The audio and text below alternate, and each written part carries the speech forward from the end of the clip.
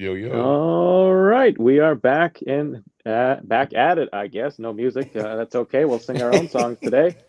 Week 6 in the books in the NFL. We are heading into week 7. We are a man down right now. Brandon is not with us, but he has not been put on the IR as far as we are aware. He should be joining us soon, but we do have, of course, AC live from Las Vegas, our Dolphins fan. What's going And on? we also have coming to us from Oklahoma, the pride of the Duval County Jacksonville Jaguars, Dave. So let's say hello to Dave. And of course, I am Dan Rod 88, only the avatar from Canada, the capital region, if you know where that is. We'll play a little geography today. It's And of Quebec. course, I support the Dallas Cowboys. Coming to you live, as always, on Twitch, YouTube, and Twitter, or X, as we like to call it now. If you remember the Dallas Cowboys and Des Bryant, he is not the founder of X, but he certainly does throw up the X many times when finding the end zone back in the day. And we miss you, Des Bryant. And in case you're wondering, yes, Des did catch it. We will bring you our famous topics. I don't know if they're famous yet, but we'll review home field advantage, of course. We'll talk about some injuries, fact or fiction, the final word to wrap up week 6 of the end to week 7, and of course, bet or sweet at the end. We'll give you some of our predictions for entertainment purposes only. But I'm going to buck the trend a little bit. And I'm going to surprise these two individuals because I'm going to give you my final word first. No. And the reason why I'm doing that today is because my word to summarize week 6 is champagne. So everybody pop the cork. And champagne is my word for several reasons. So first and foremost, Brandon, who's not here, is a Vikings fan, but the Vikings won, the Cowboys won, the Jaguars won, and the Dolphins won. So of course, this is the first time since doing NFL HQ where all 4 of our teams have won in the same week. So we are popping the cork to celebrate Right. that historic feat. More importantly, much like the 1972 Dolphins do every time there is no longer an undefeated team in the NFL, the Eagles and the 49ers went down this week. If you haven't heard, 2 of the bigger upsets of week 6. So the 72 Dolphins are popping the champagne corks Oh, love it. because they are celebrating their glorious victory. And I'm sure AC is popping another champagne cork because Bill Belichick lost yet again, meaning he is no step closer to catching Don Shula as the all-time winningest coach in NFL history. So my word of the week will be champagne. I will get the words from the other gentlemen coming up in a little bit. Also, I'm just throwing this out there. We're going to play a little fact or fiction very, very quickly to start the show as well, because this just came to me. AC and Dave, I don't need a long explanation, but here's my fact or fiction. Will the 1972 Dolphins stop popping the champagne corks because there will no longer be a living member of the 1972 Miami Dolphins, or a team will actually go undefeated before the first scenario exists? So, fact, unfortunately, it's very morbid, but all the 1972 Dolphins will be dead. Well, That'll be the fact. Or fiction, the a team will go undefeated before the final member of the 1972 Dolphins can no longer physically pop a cork. So AC, since you are the Dolphins fan, I'll start with you. Fact or fiction? Which of these scenarios do you see playing out? absolute fiction. No one's ever going to catch that. Even though we played a So it's a fact. They'll pass away first. They'll all die. Not to be morbid, but well, they're no, all going to die. Fact, they're all going to die before that's a fact. somebody. Okay, go on. Wait, that's a fact. They're going to die unless they put their head in it. What I'm saying, That is a fact. what I'm saying is, no one is going to catch the Dolphins record. Why? Even though we played a smaller clip of a season to get to that endpoint, if a 20-0 Patriots team in what 2011, 2012 couldn't do it, at that point we added more games. 2007. What is it? Right? When did 2007 Yeah. Patriots, I believe it was. 2007? Right, yeah. Yeah. There you go.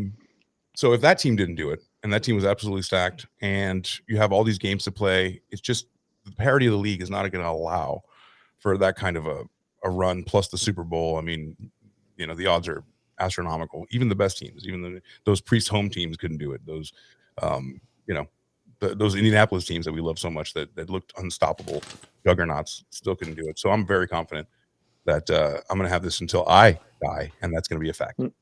Yeah, I'm going to go fact as well, just to make it quick and simple. Dave, fact or fiction? Very quick. Absolutely fact. And we even talked last week. Somebody asked last week, are any teams this year going to go undefeated? And absolutely not. And as we know now, of course they didn't. I don't think we knew the games that were going to be the ones that would get them would both be in the same week, and we'd have no more. I think this is the quickest we've lost however many an O team. Now we're in week 7 now coming up, and we don't have anybody undefeated anymore. And that leads into we'll get to it later, but my word later, and somebody's already mentioned it, happens to be exactly what's going on right now in this league. No, yeah, that is a fact.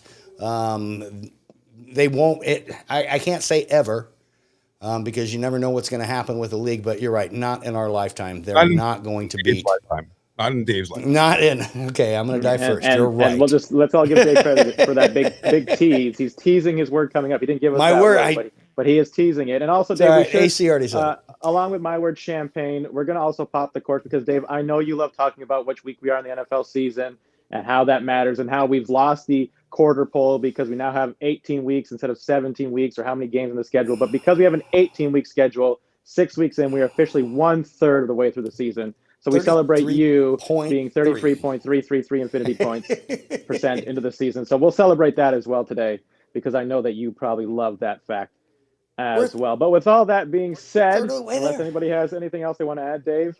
I just want to add that fiction, I'm from Oklahoma. In fact, I'm from Nebraska, Omaha, Nebraska. I understand Omaha, Nebraska. Nah. No, I'm just like James Bond. He's like Nebraska, Omaha, Nebraska. Omaha, Nebraska. Anyway, still a Jaguars fan and extremely happy, but no, I'm good. Let's move. All right. So with that, we will go to our home field advantage where, of course, we've mentioned which teams we root for, and we will celebrate those teams, especially coming off wins this week. And we will talk about what we saw from our teams, that what we liked, maybe what we didn't like, and the rest of us will give our input, whether we need to bring you back down to earth, provide some therapy, or whatever the case may be. And with all that being said, since we're popping the champagne celebrating the 72 Dolphins, let's celebrate the 2023 Dolphins. The current Dolphins won 42-21 this week against the lowly Carolina Panthers, so they'll no longer an undefeated team, but there is one team that's still winless. That is the Panthers.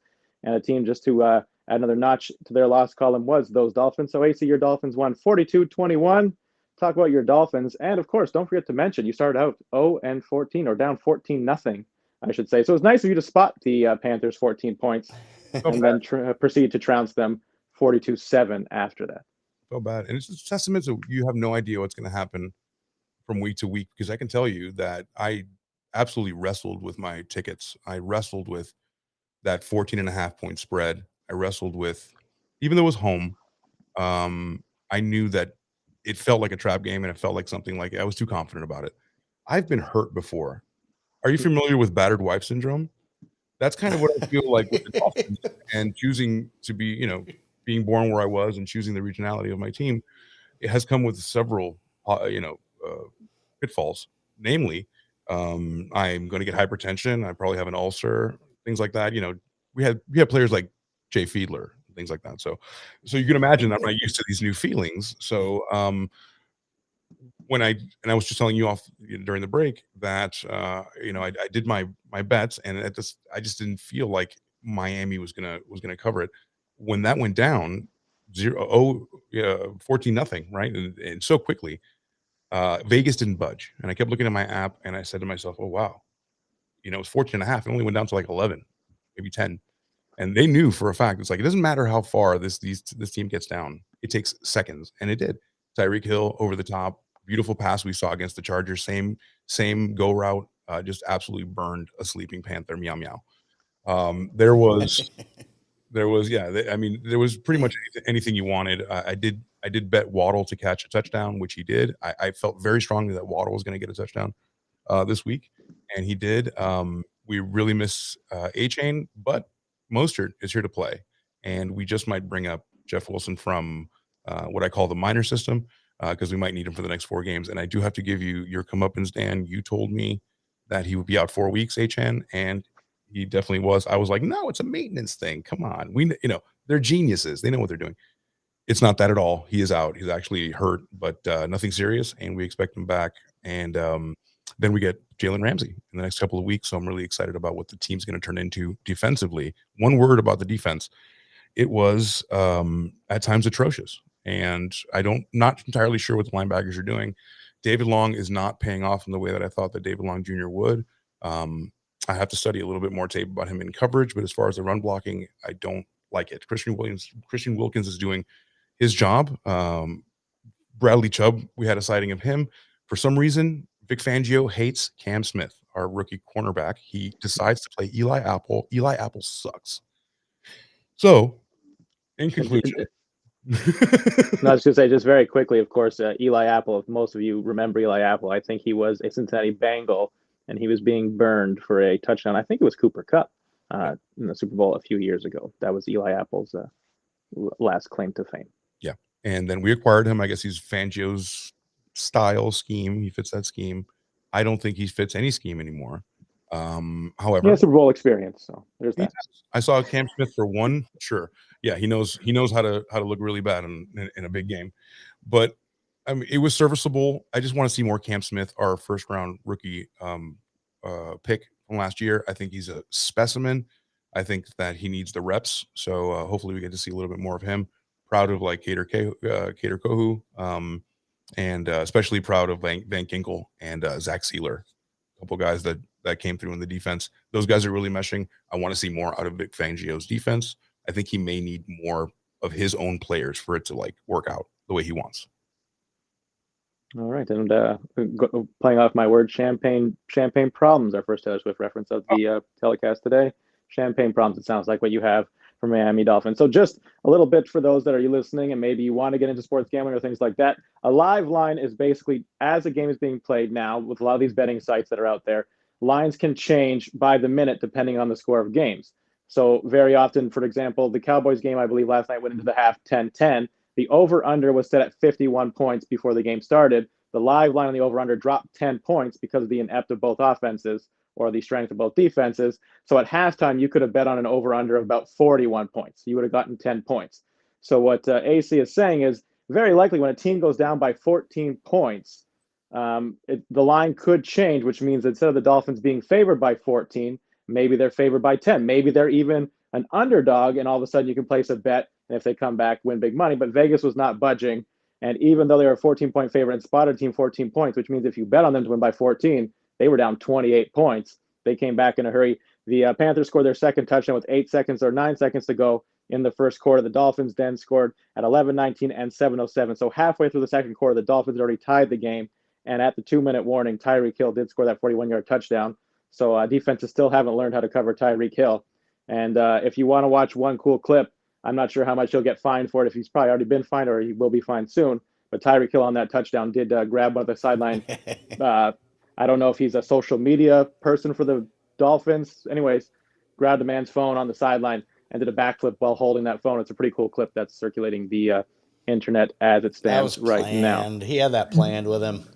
Yeah. But Dave, any words for the Miami Dolphins? I didn't see too much of the game, but I know that I saw the score early, and then I was slightly concerned, but then I saw how quickly they came back. I did see the Tua touchdown, or the Tyreek Hill touchdown from Tua, and then it kind of became a rout after that. So not much that I could say about the Dolphins game coming that just passed, but I will say, with you looking at the schedule right now, they have the scorned Philadelphia Eagles on the schedule coming up next. So that'll be a very interesting one for your Miami Dolphins, kind of like a true test. Sorry, the measuring stick game, as we like to call it. But Dave, any thoughts on the Dolphins?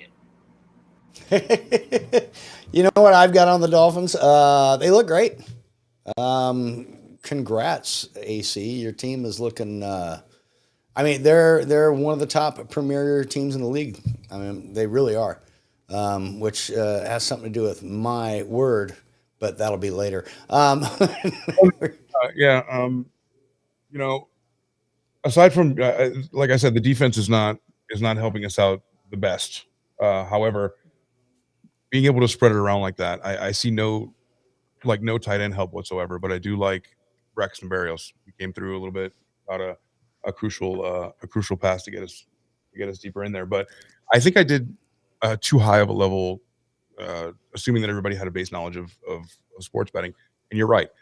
When you bet on your phone or anywhere, the lines change. You can even bet on the next play, like the outcome of the next series, the series you're in right now. So that's how granular you can bet. And yes, if I would have gone to the in play, which means the lines are constantly changing, go to the in play, and just like Dan said, it goes down. Then I did it last year. Was it? I think the year before, with KC played Baltimore on Monday night. They were down 2 touchdowns. I bet KC. They came back. I made $480. There you go. Because I had And sometimes you can hedge your bets, or you can be on both sides of the coin. So there could be an outcome of a game where one team wins and you win on one ticket, but you actually cover the spread on another ticket. We don't want to get too much into the minutia of all that. I will say for your Dolphins, AC, obviously they can score, and we've seen them score at an outstanding pace, a historic pace through 5 weeks. I'm not sure if they're still on that pace through week 6. We didn't hear a mission accomplished from Mike McDaniel, as far as I know. But that game, week 4 against Buffalo in Buffalo, still a bit concerning. Obviously, 48-20, it kind of got away from them.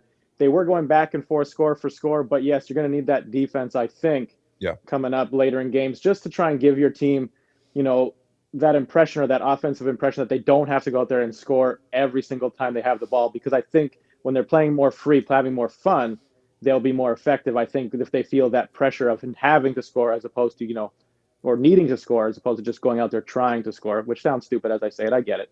But that does help. In my mind, I hear them. I almost hear them. I fantasize what they're talking about in the, and they're like, hey, just keep us in the game. Don't let them score 35, and I promise you we'll win. They have to have those conversations like, look, what we can do. Offense, defense, speaking as the offense, what we can do. We're going to uncork it. You just got to leave us in the game. Let them score 14, 20. We can win those games, which is playing with fire, but still. Again, Fangio doesn't have the personnel he wants. I don't feel confident.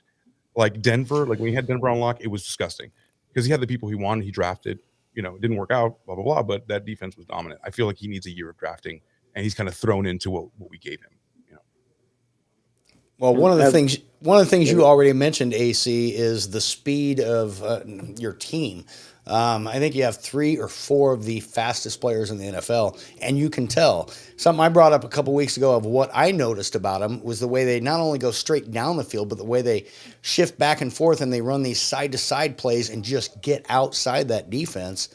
Well, that offense can score in a moment's notice. When you went down 14-0, were you worried? I know you mentioned about the betting, and you had already said possibly a trap game. But were you worried, or were you like, you know what, we got this? I know we're going to come back. And it's 14 points. How was your feeling then? I was worried immediately because it was 7. It was 7, and then it was. Let's bring Brandon in. Hey, Brandon. Hey, can you hear me? Yeah, we sure can. Okay, good. I didn't know if the mic was working. Kind of set this up on the fly. Just getting back. No worries. Just getting into the final word about home field advantage Dolphins. First of all, we all won. Congratulations. So what I wanted to say was, yes, I was concerned when it was. I wasn't concerned when it was 7. I was concerned when it was 14. Then I looked at Vegas at my app, and I was like, okay, if Vegas isn't budging, I feel like there's a lot of in play on the Dolphins. I mean, they must have lost their shirts on the yeah. Because everyone knew, right? Brandon, you had a couple tickets with the Dolphins on there. Did you feel bad about the 14 points? I did. I took a lot of overs and things of that nature. I thought the 14 was a little kind of scary, especially when they were down 14. I was like, shh. But you know what? It just shows you that, how good the team is. I'm telling you, man, because usually 9 times out of 10, they lose that game and they call it a bluff. Kept coming at him. And so that just shows you the offense is going to be unstoppable. Like I said, I just think it's going to be that defense scares me a little bit, man. We were talking about exactly. You missed the whole defense. Like, I'm so scared of the defense. I'm sorry. Yeah. So play it back. We'll watch it later. But I feel the same way. Okay. Yeah. So was it the pass rush or was it the secondary? Yeah, had issues with the lack of pass rush. David Long in run coverage, stopping the run. I felt good about Taylor. I felt good about Van Ginkel. I haven't seen Jalen Phillips do a thing in a while. Maybe he's pressuring on the other side, making it happen, but he's not resulting on the play. I don't like the fact that Cam Smith never plays and Eli Apple decides to get his raggedy ass out there and show us what he knows how to do. I don't think he has anything left, does he? Joe loves him.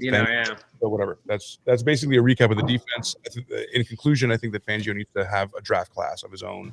Another one right after this one, and then I think he's going to get more of his style players. He's playing with a deck that's not exactly his. Yeah, it's funny because I think he was the guy who ended up trading away Bradley Chubb or something. When there's something like they ended up with Bradley Chubb, so I don't know, but I just feel like he's they kind of bring him in to be like the Von Miller, the closer type, and he disappears, man. Like, we don't have Jalen Phillips some help. We did get 2 last garbage time sacks, but it wasn't anything to write home about. Like I said, it's not when they need you. Yeah. So Bradley Chubb did. Got a half sack out of that. That's all I want. Just stay healthy. We need warm bodies. Don't let them score 14, and we can win these games. Ah, man, you got look at your first place. You can't beat that, and so, man, it's. I'm really proud of the Dolphins, man. I think this is their year. This is the first time I've ever got to see them. You said that in your life. Top of the AFC in a long time, since like the early '90s, mid '90s. Yeah, since we were friends. The only real thing you can't celebrate as a Dolphins fan is the fact that the Buffalo Bills almost lost the Giants. So if that had happened, that would have been a great Sunday for you. But unfortunately, as a Dolphins fan, and for me as a Cowboys fan, the Giants lost. But at 1-5, I don't know how relevant they are in the conversation right now. But Buffalo squeaked out a win, 14-9. Over Buffalo on Sunday Night Football. But keep in mind, your Dolphins scored 42 points. That is relevant because the second highest scoring team of the entire Week 6 was a team out there in Duval County in Jacksonville, Florida, the Jacksonville Jaguars. What? So we'll go to you, David. Your Jaguars scored 37, Man. beating the Colts 37-20. So that interdivisional rivalry, AFC South rivalry, your Jaguars come out on top 37-20. So, Dave, how did your Jaguars do it? And, of course, quick turnaround as they play on Thursday Night Football in just a couple of days. They do. I'm excited and nervous about that game. But how'd they do it? Here's how they got out ahead. They always have the Colts number anyway. I love the fact that Minshew comes back. Minshew, I love Minshew when he was with Jacksonville. I really did. And the mustache and whatever. Now he got the long hair too. So you had, a couple long-haired quarterbacks. Yeah. And Minshew hadn't thrown an interception, I don't believe, this year. And he certainly didn't throw, I think it was his first time he's ever thrown 3 in one game. 3 interceptions is what helped. 3 interceptions thrown to Jacksonville. Here's my worry about Jacksonville. They look great. They don't look as flashy as those Dolphins, but Trevor can back up and he can throw that out to Calvin Ridley, or he can ETN can run up the field. They don't have the consistency yet. I'm not sold on them consistently doing things. They can run all the way down the field, get all the way down the 20-yard line, and then a fumble or a mistake or whatever. Same thing on defense. Sometimes they'll do it, have a great turnover like the 3 interceptions they did. That's the reason that they scored as many as they did, by the way, even though they didn't have points off of all of them. But the other times they'll let the other team just go score touchdowns. In the fourth quarter, I was still worried. We're up 31-6 at one point in time. And then they come back, and we let them kind of back in the game. Not enough to be on NFL Red Zone, but kind of back in the game to where it was, I was still kind of worried-ish. Anyway, it was a good game. It was fun. That's what I'll say about that. I do have 2 things to say aside from that. First off, if being a Jacksonville fan were easy, it would be called your mom. That's what my shirt says. Because she really likes the D. That's what it says at the bottom. Oh, yeah. Yeah. If it were easy, it'd be your mom. Also, you brought up a half sack. I have a story about a half sack. It'll be real quick. I took my son to the Jaguars Minnesota Vikings game. Go ahead. You gonna tell me about somebody with 1 testicle? No, and my kid goes because we're watching and they announced something about it was a sack, and so-and-so gets a half sack. And my kid looks at me and he goes, how the hell do you get a half sack? I said, well, it's either when 2 people or more, tackle the quarterback behind the line of scrimmage, or it's if you really piss off your girlfriend. There you go. So, yes, that's exactly where I went with it. Because Anyway. when you really piss off the girlfriend, the wife gives you a half sack, right? Yeah, exactly. Watch your Or half your sack. dealer. No. Anyway, obviously, I was excited about winning another game, and all 4 of us, we won. It was a great weekend. It was another win. It was expected. I don't mean it to be it that way, but it was. We always had the Colts number. We'll see. We'll see how good we are on the short week versus the Saints, and we'll go from there. Just very quickly, Dave, do you feel like, again, I'm not sure what the line is everywhere, but I see the Saints as a 1-point favorite at home. They're just coming off a loss to the Texans a week ago. Are you feeling disrespected? Are your Jaguars, this is the word of the year, your Jaguars going to take this personally, that they're opening up as a road dog at the 3-3 Saints? No, it's probably going to be my underdog pick. No, we're going to win that game. We're going to win that. I would love to say easily. I don't want to jinx myself, but we're going to win that game. They are not that good a team. We are when we can hold it together. We need to hold together for all 4 quarters. Don't make dumb mistakes, which even when we make a dumb mistake, we come back and we drive down the field again. We're going to be fine. We're We're going to win that because game. they don't think Trevor's going to play. That's why. He's going to play. First off, because they're on the fence with that. That'll come up during our injury segment, but let's get it out of the way now. He's going to play. He got hurt on a third and whatever his left knee. It's a sprain. They did an MRI. It is just a sprain. He is very thoughtful that he's going to play. It is a short week. Yeah. All right. That's kind of, they might hold him out just because that defense is nasty and they don't want to get him hurt. Who's the backup to Trevor? CJ Beathard. CJ Beathard. Oh yeah, that sounds like that. Okay, yeah. Vegas thinks that's why Vegas is giving Saints that favorite. They're gonna throw CJ to the wolves, bro. They're gonna kill that. Because if you get hurt on a Sunday and then you play on a Thursday, a lot of times they just hold you out. Just like he would have played any normal week, but because it's the short week, they might hold him just to be safety. They got too much money invested in this guy to blow him out. Fine, it won't be my underdog pick. Whatever. Well, be careful with it. To give you some encouragement, we saw Travis Kelce go down on a Sunday, and he came back on a short week Thursday, had 9 catches, 124 yards, and a win over the Broncos. So there's hope for. He's not a quarterback. Trevor Lawrence. Yeah, just like they don't. Yeah, they have so much invested in this guy, and I don't know what the injury exactly was though.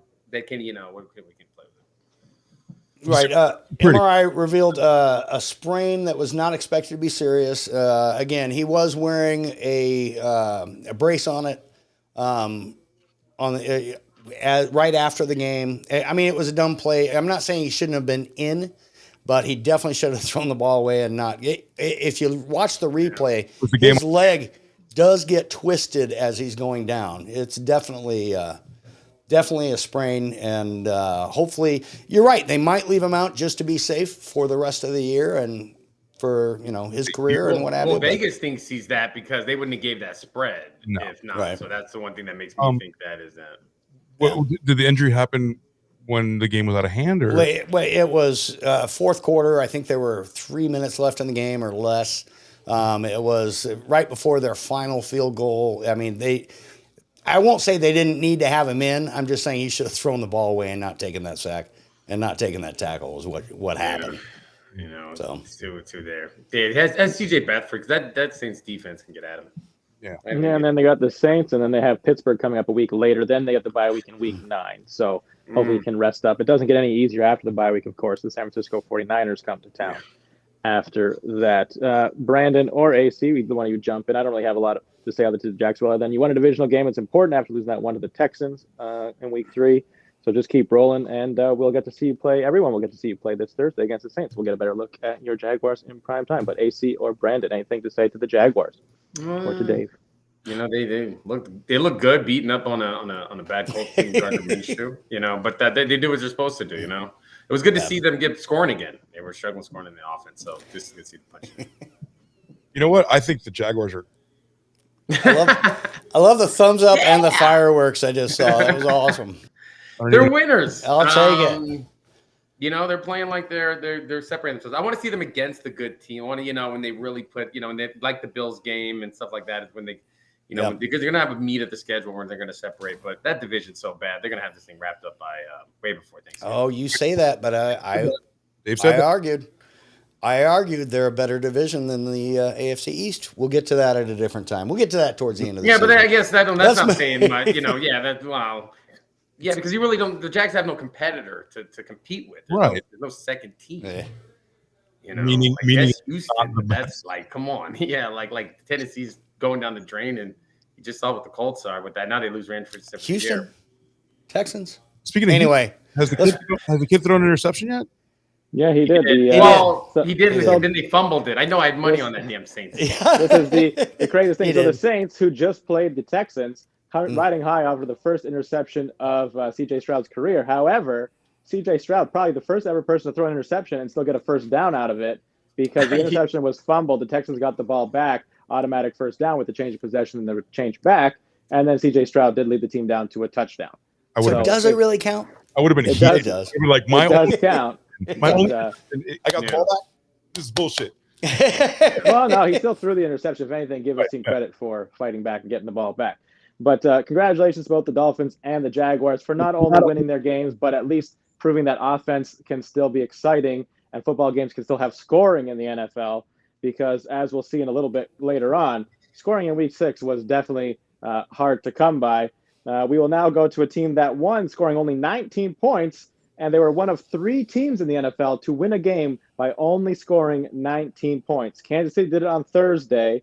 The Cleveland Browns, who I think we manifested a win over the 49ers, even though we probably thought Deshaun Watson was playing. But nonetheless, the Browns beat the 49ers 19-17. And then the Minnesota Vikings got their second win of the season, I believe the second win in a row, 19-13 on the road against a divisional opponent in the NFC North there, the Chicago Bears 1-5. So I hear the groan, but Brandon. Well, no, it wasn't 2 in a row. We beat the Panthers, lost the Chiefs, and then, then won the Bears. And so we don't talk about that.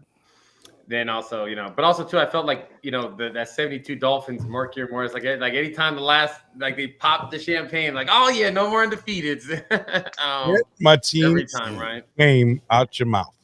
The old 72 fans. You know what? Ugly game. It kind of showed me a little bit of, more for where the Bears are, where, God, man, they're gonna have a good chance at that number 1 pick because now with Fields getting hurt and they got the Panthers pick. So that's what they're a terrible team, but it's just like, we're gonna mess it up and win like 6-7 games. To struggle against the Bears like that, you really should be smoking them. The run game looked terrible. That's what it showed me. We just can't run the football. Like we missed that Dalvin Cook guy, even though I wouldn't pay him that money. But it's always like, okay, well, you could have replaced him better, to just put in Madison and have him run into the tripping over his own feet. He can't catch the ball. Akers did a little something, not much. They're going to have to invest something in that position next year with maybe a 3rd-round draft pick or a 2nd-round draft pick, somebody to come in there and do something. Because the O'Connell system is similar to McVay's. It all predicates off the run. And then because of the jet sweeps, the movement, and then all of a sudden it opens up the passing game. Without that, you can just start teeing off on these guys, and that's what they're doing to Kurt. And so it's going to be a long road. San Francisco is going to be probably get beat there. And then, maybe in the Green Bay game, the Atlanta's going to be tough. I can see Chicago. Yeah, let's do about 7-8 wins. There'll be something where, like, maybe we might be fighting for the 7th wild card seed or something. But did you feel you kept saying, Brandon, that you hoped that they would lose the whole time? And it's not going to happen. They're just a little too much better than everybody else. You didn't feel like Valhalla? Yeah, no, it just the team has a lot of holes. And they're going to have to figure out what they got to do a quarterback next year. And so what we're going to do is we're going to end up going to go the horrible free agent route like we do every time and Band-Aid on a bullet wound, And because here's the truth. If a guy's a free agent in the NFL, usually he's not any good. It's just the way it is. A lot of times too, maybe they're being cut because of a salary cap thing, but anybody who's like halfway gets renewed, gets extended. Or they do the courtesy of moving them to where they want to go. It's like, so on a trade, that's different. Everything you're like, I want out of here, and then they figure out something for them because they're so good that they want the goodwill and they pay it forward. That that's a trade that but like a free agent, like a guy's. But also makes the pool more diluted because there's nothing in there because people are doing backroom deals. Champ Bailey, you can go to Denver. Yeah, for Clinton Portis and a couple first, and that's even a corner, but not quarterbacks. Like the Deshaun Watson thing was very rare, but usually maybe Kyler Murray is on the market if the Cardinals get a first, but honest truth, it's just it's unfortunate because I feel like we're stagnant. The worst is either be really bad or be really good, but to me, 8 you never want to be that sort of mediocre. Why not Kirk Cousins coming back though? Make the case? Why wouldn't you want to have Kirk Cousins? He might be the best available free agent. Why not? He probably is. We've had him forever. We didn't just sign this guy. He's been there since what? We got him in 2018. And so it's been 5 years, 6 Like we've 2 playoff appearances. Lost the ultimate divisional round against the Niners one time. It kind of hits a ceiling. He is the guy on 3rd and 7 that will throw for 4 yards, right? And it's like, you want something, especially when if we had a great defense and like Baltimore would be perfect for him. Like we had the Jets team or something like that, but we're not. We're supposed to be high flying. We have a ton of receivers. We need a gunslinger, and he could throw the ball, but he's definitely just a little too. Either he's too careful when you need him to be throwing, and then he's too reckless when you need him to slow down. It's just a headache. And so, unfortunately, you're right, because it's better to have him than to just have nobody. But my God, man, it's like I think we've hit the ceiling with him. I think this is what he's always in. It's like he's basically, it's the same thing. Him, Dak, Prescott. I was gonna say just they're all in the same kind of club. We're gonna have the same conversation as Cowboys fans about Dak Prescott. So it's the age-old question. Anybody listening in, if you love football, you understand our plight as football fans cheering for certain teams. When your team just feels like your quarterback is good enough to win you games, but you're starting to have those doubts creep in, or you already have those doubts that he's not going to be able to win you those important games in January or February. The best thing I can say to this, or maybe not the best thing, but one thing I could say from last season, Cooper Rush was good enough to win the Cowboys games in October and November, but I had said I don't think Cooper Rush can win us any games in January or February. I still believe in Dak. I believed in Dak in 2022, still believing in Dak in 2023, but I feel like the Cowboys are in a similar spot as the Vikings, but it's just a better record at the moment. And they built a defense. See, like I said, if you have a defense where you like, okay, look, if we could, because when you get to 24 and 25 points, then that defense can hold them down. If you don't have the defense and you need that 24-point guy to score you 28 to 30, then he's gonna disappoint you, most likely not. So there's a reason why, like, you have a Stephon Gilmore close the game, you have a Micah Parsons close the door. That's different. Like if I had your defense, I'd be happy. And the best part about that is they both made plays in the last 2 minutes. If you had asked me where Micah Parsons or Stephon Gilmore were for the first 58 minutes, I would have put out the posters on the milk carton or on the flagpoles out there. Have you seen this? Well, either your defense closes or your quarterback closes, but someone has to close. And right now, we don't have the defense to close or the quarterback. And so, before we move from the Vikings, I want to ask you a poignant question. Week 6 through the first third of the season, what's your favorite part of the Vikings? Like, what wouldn't? I know that needs a whole overhaul in your opinion. What do you like about it? What would you keep? The coaching. I love the coaching. I love O'Connell. I like Brian Flores. I like what they're doing there. They just need. They need what he's saying is like you need a math. Like they went and got Matt Stafford. Go get a gunslinger. You can't. You just don't have the team to build a game manager. I'd rather I want to get someone that's willing to throw that thing down. Like, so just very quickly, if I said Brock Purdy could come to the door and be your quarterback starting next week, you, he's just Kirk Cousins. A little bit younger. You saw what he looked like. Like, does he come with? Does he come with McCaffrey? Does he come with Debo? Does he come with Brandon Ayuk? Does he come with Trent Williams? yeah, right. Like,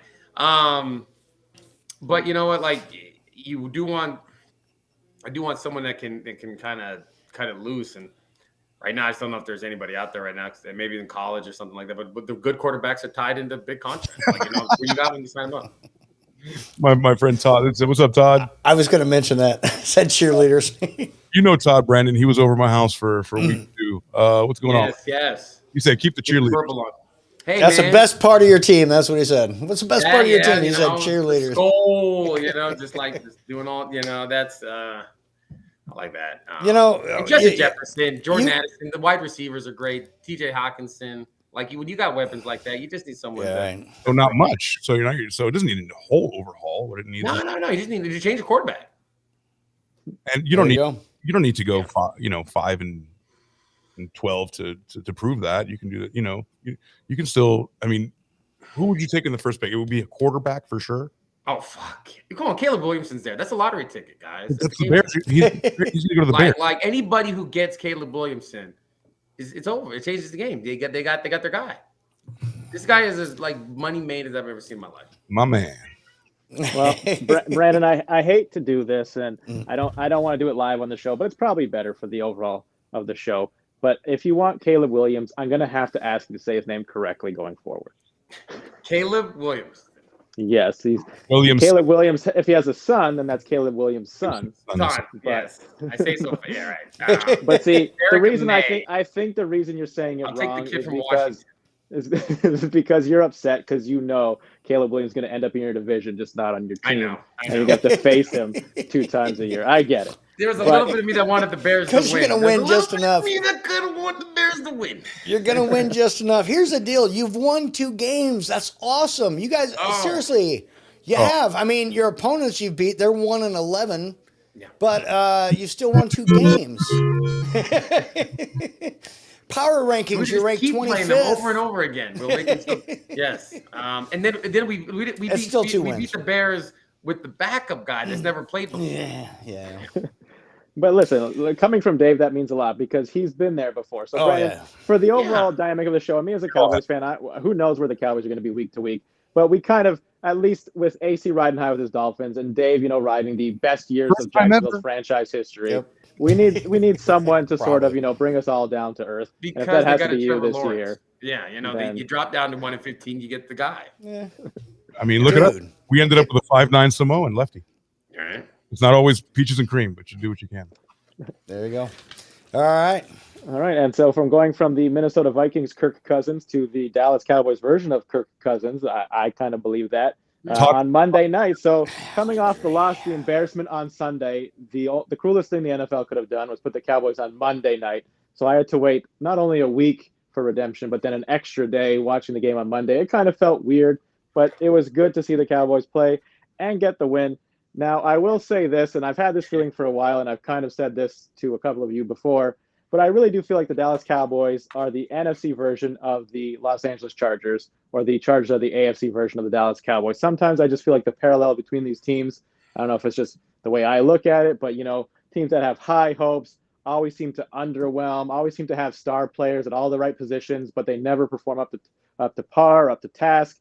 And at the end of the day, teams, you'll do some great things and people will think you're going to win the Super Bowl, and then you'll do some bad things and people are going to think you're the, one of the worst teams in the league, and they never really know how to rate you.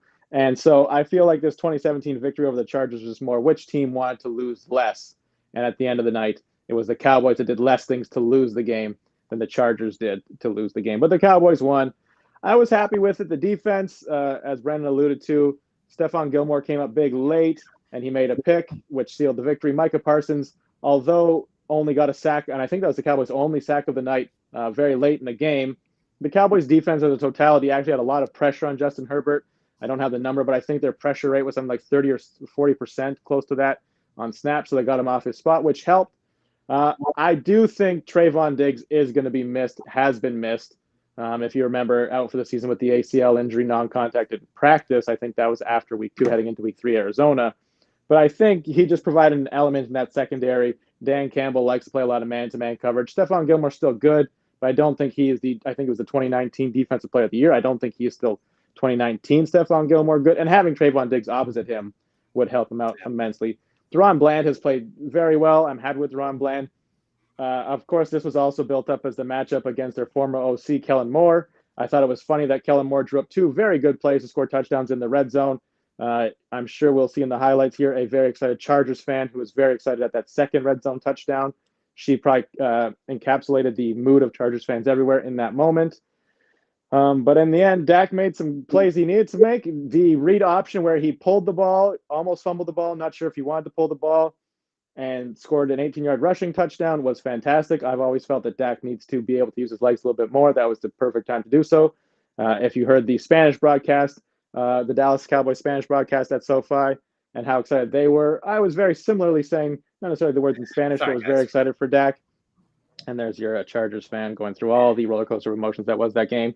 But in the end, the Cowboys made the plays they needed to make, and it's a win, so I'll take it. We'll move on. And I really don't know if the Cowboys are a contender, a pretender, somewhere in between, or if we are similar to Brandon's Vikings with a better record, but just going to meddle around that 9-8, 8-9, maybe 10-7 record.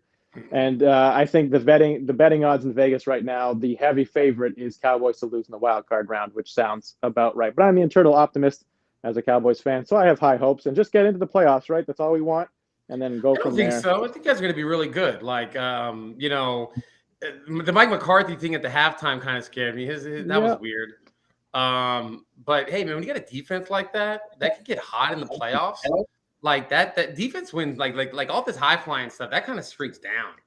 But the problem with the defense, so I just want you to console me on this. Where were they against Arizona, and where were they against the 49ers? That's what. Yeah, they're not like they're gonna have games, but the talent is good enough, and the defensive coordinator is good enough where it's like it can lock in, right? You talk about the Arizona game when they're gonna have to get used to getting Bland in there to replace Diggs. The Niners just match up well against them. That's always going to be something, but I think they can compete. The Eagles is going to be somewhere they compete with. The goal is just stay healthy. Dak needs to start getting that more points, get the receivers kind of more involved on that. But hey, they got a hell of a team.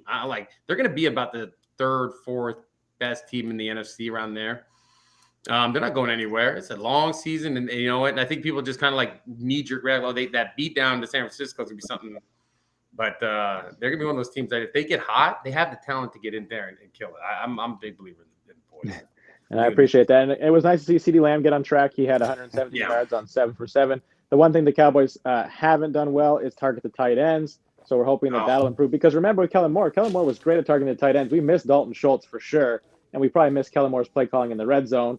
The other thing, they targeted Michael Gallup 10 times, only 3 catches. That was crazy. Times looked out of sync. But if they could get Michael Gallup going, I always thought that he would be that deep threat. And Brandon Cooks. Where's Brandon Cooks?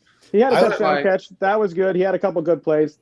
And I think if he can continue to be that veteran voice in that locker room, that wide receiver locker room, I do think, again, with you, this is why I want to build myself up so high, but I also want to be brought back down to earth because at times they look like they could beat anybody, but then at times they look like they could also lose to anybody. So there's 2 things you don't want to be in the NFL.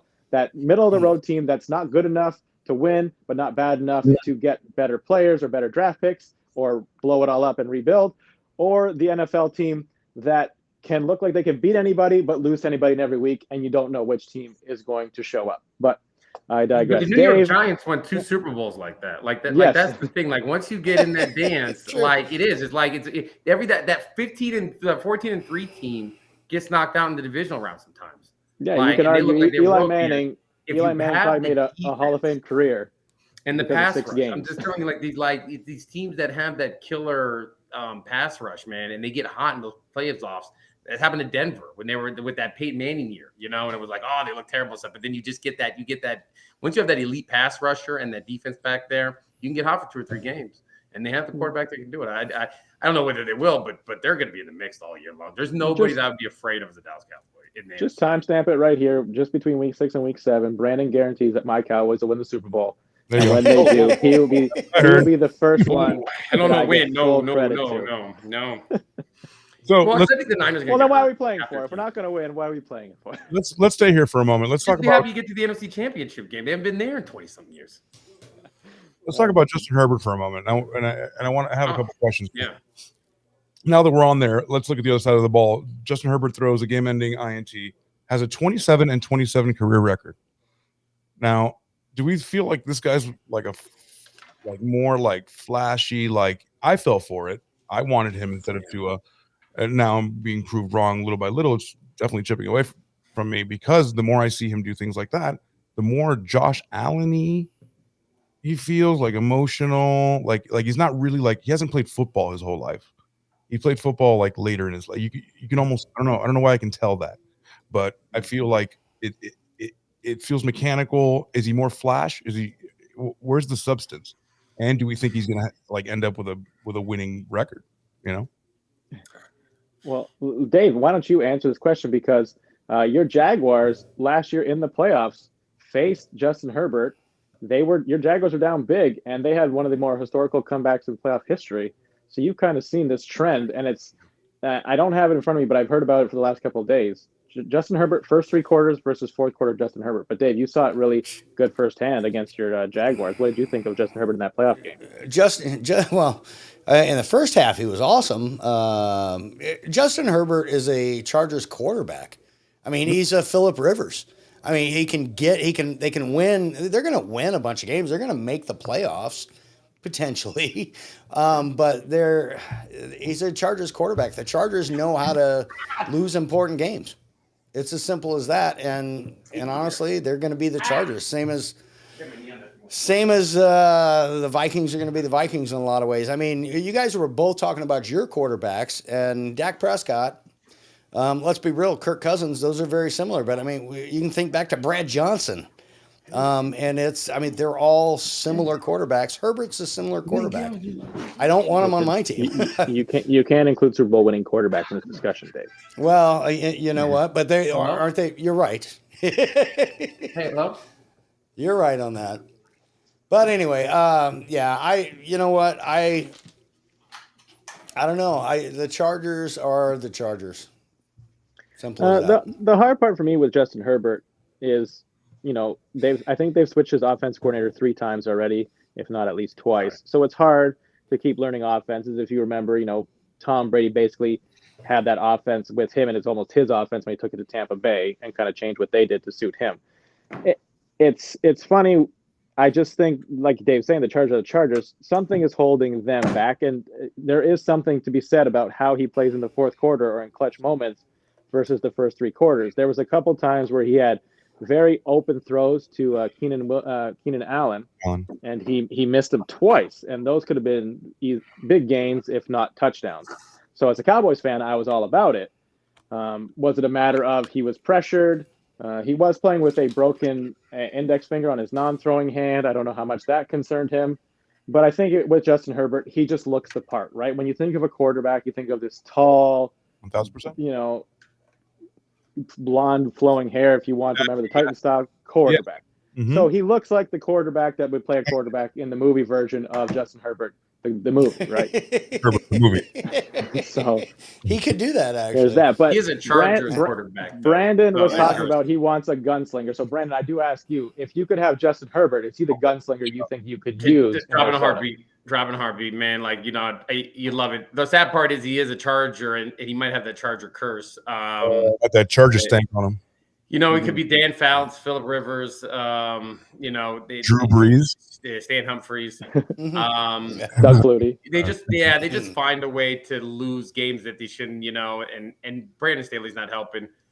I blame that. So here's a better question.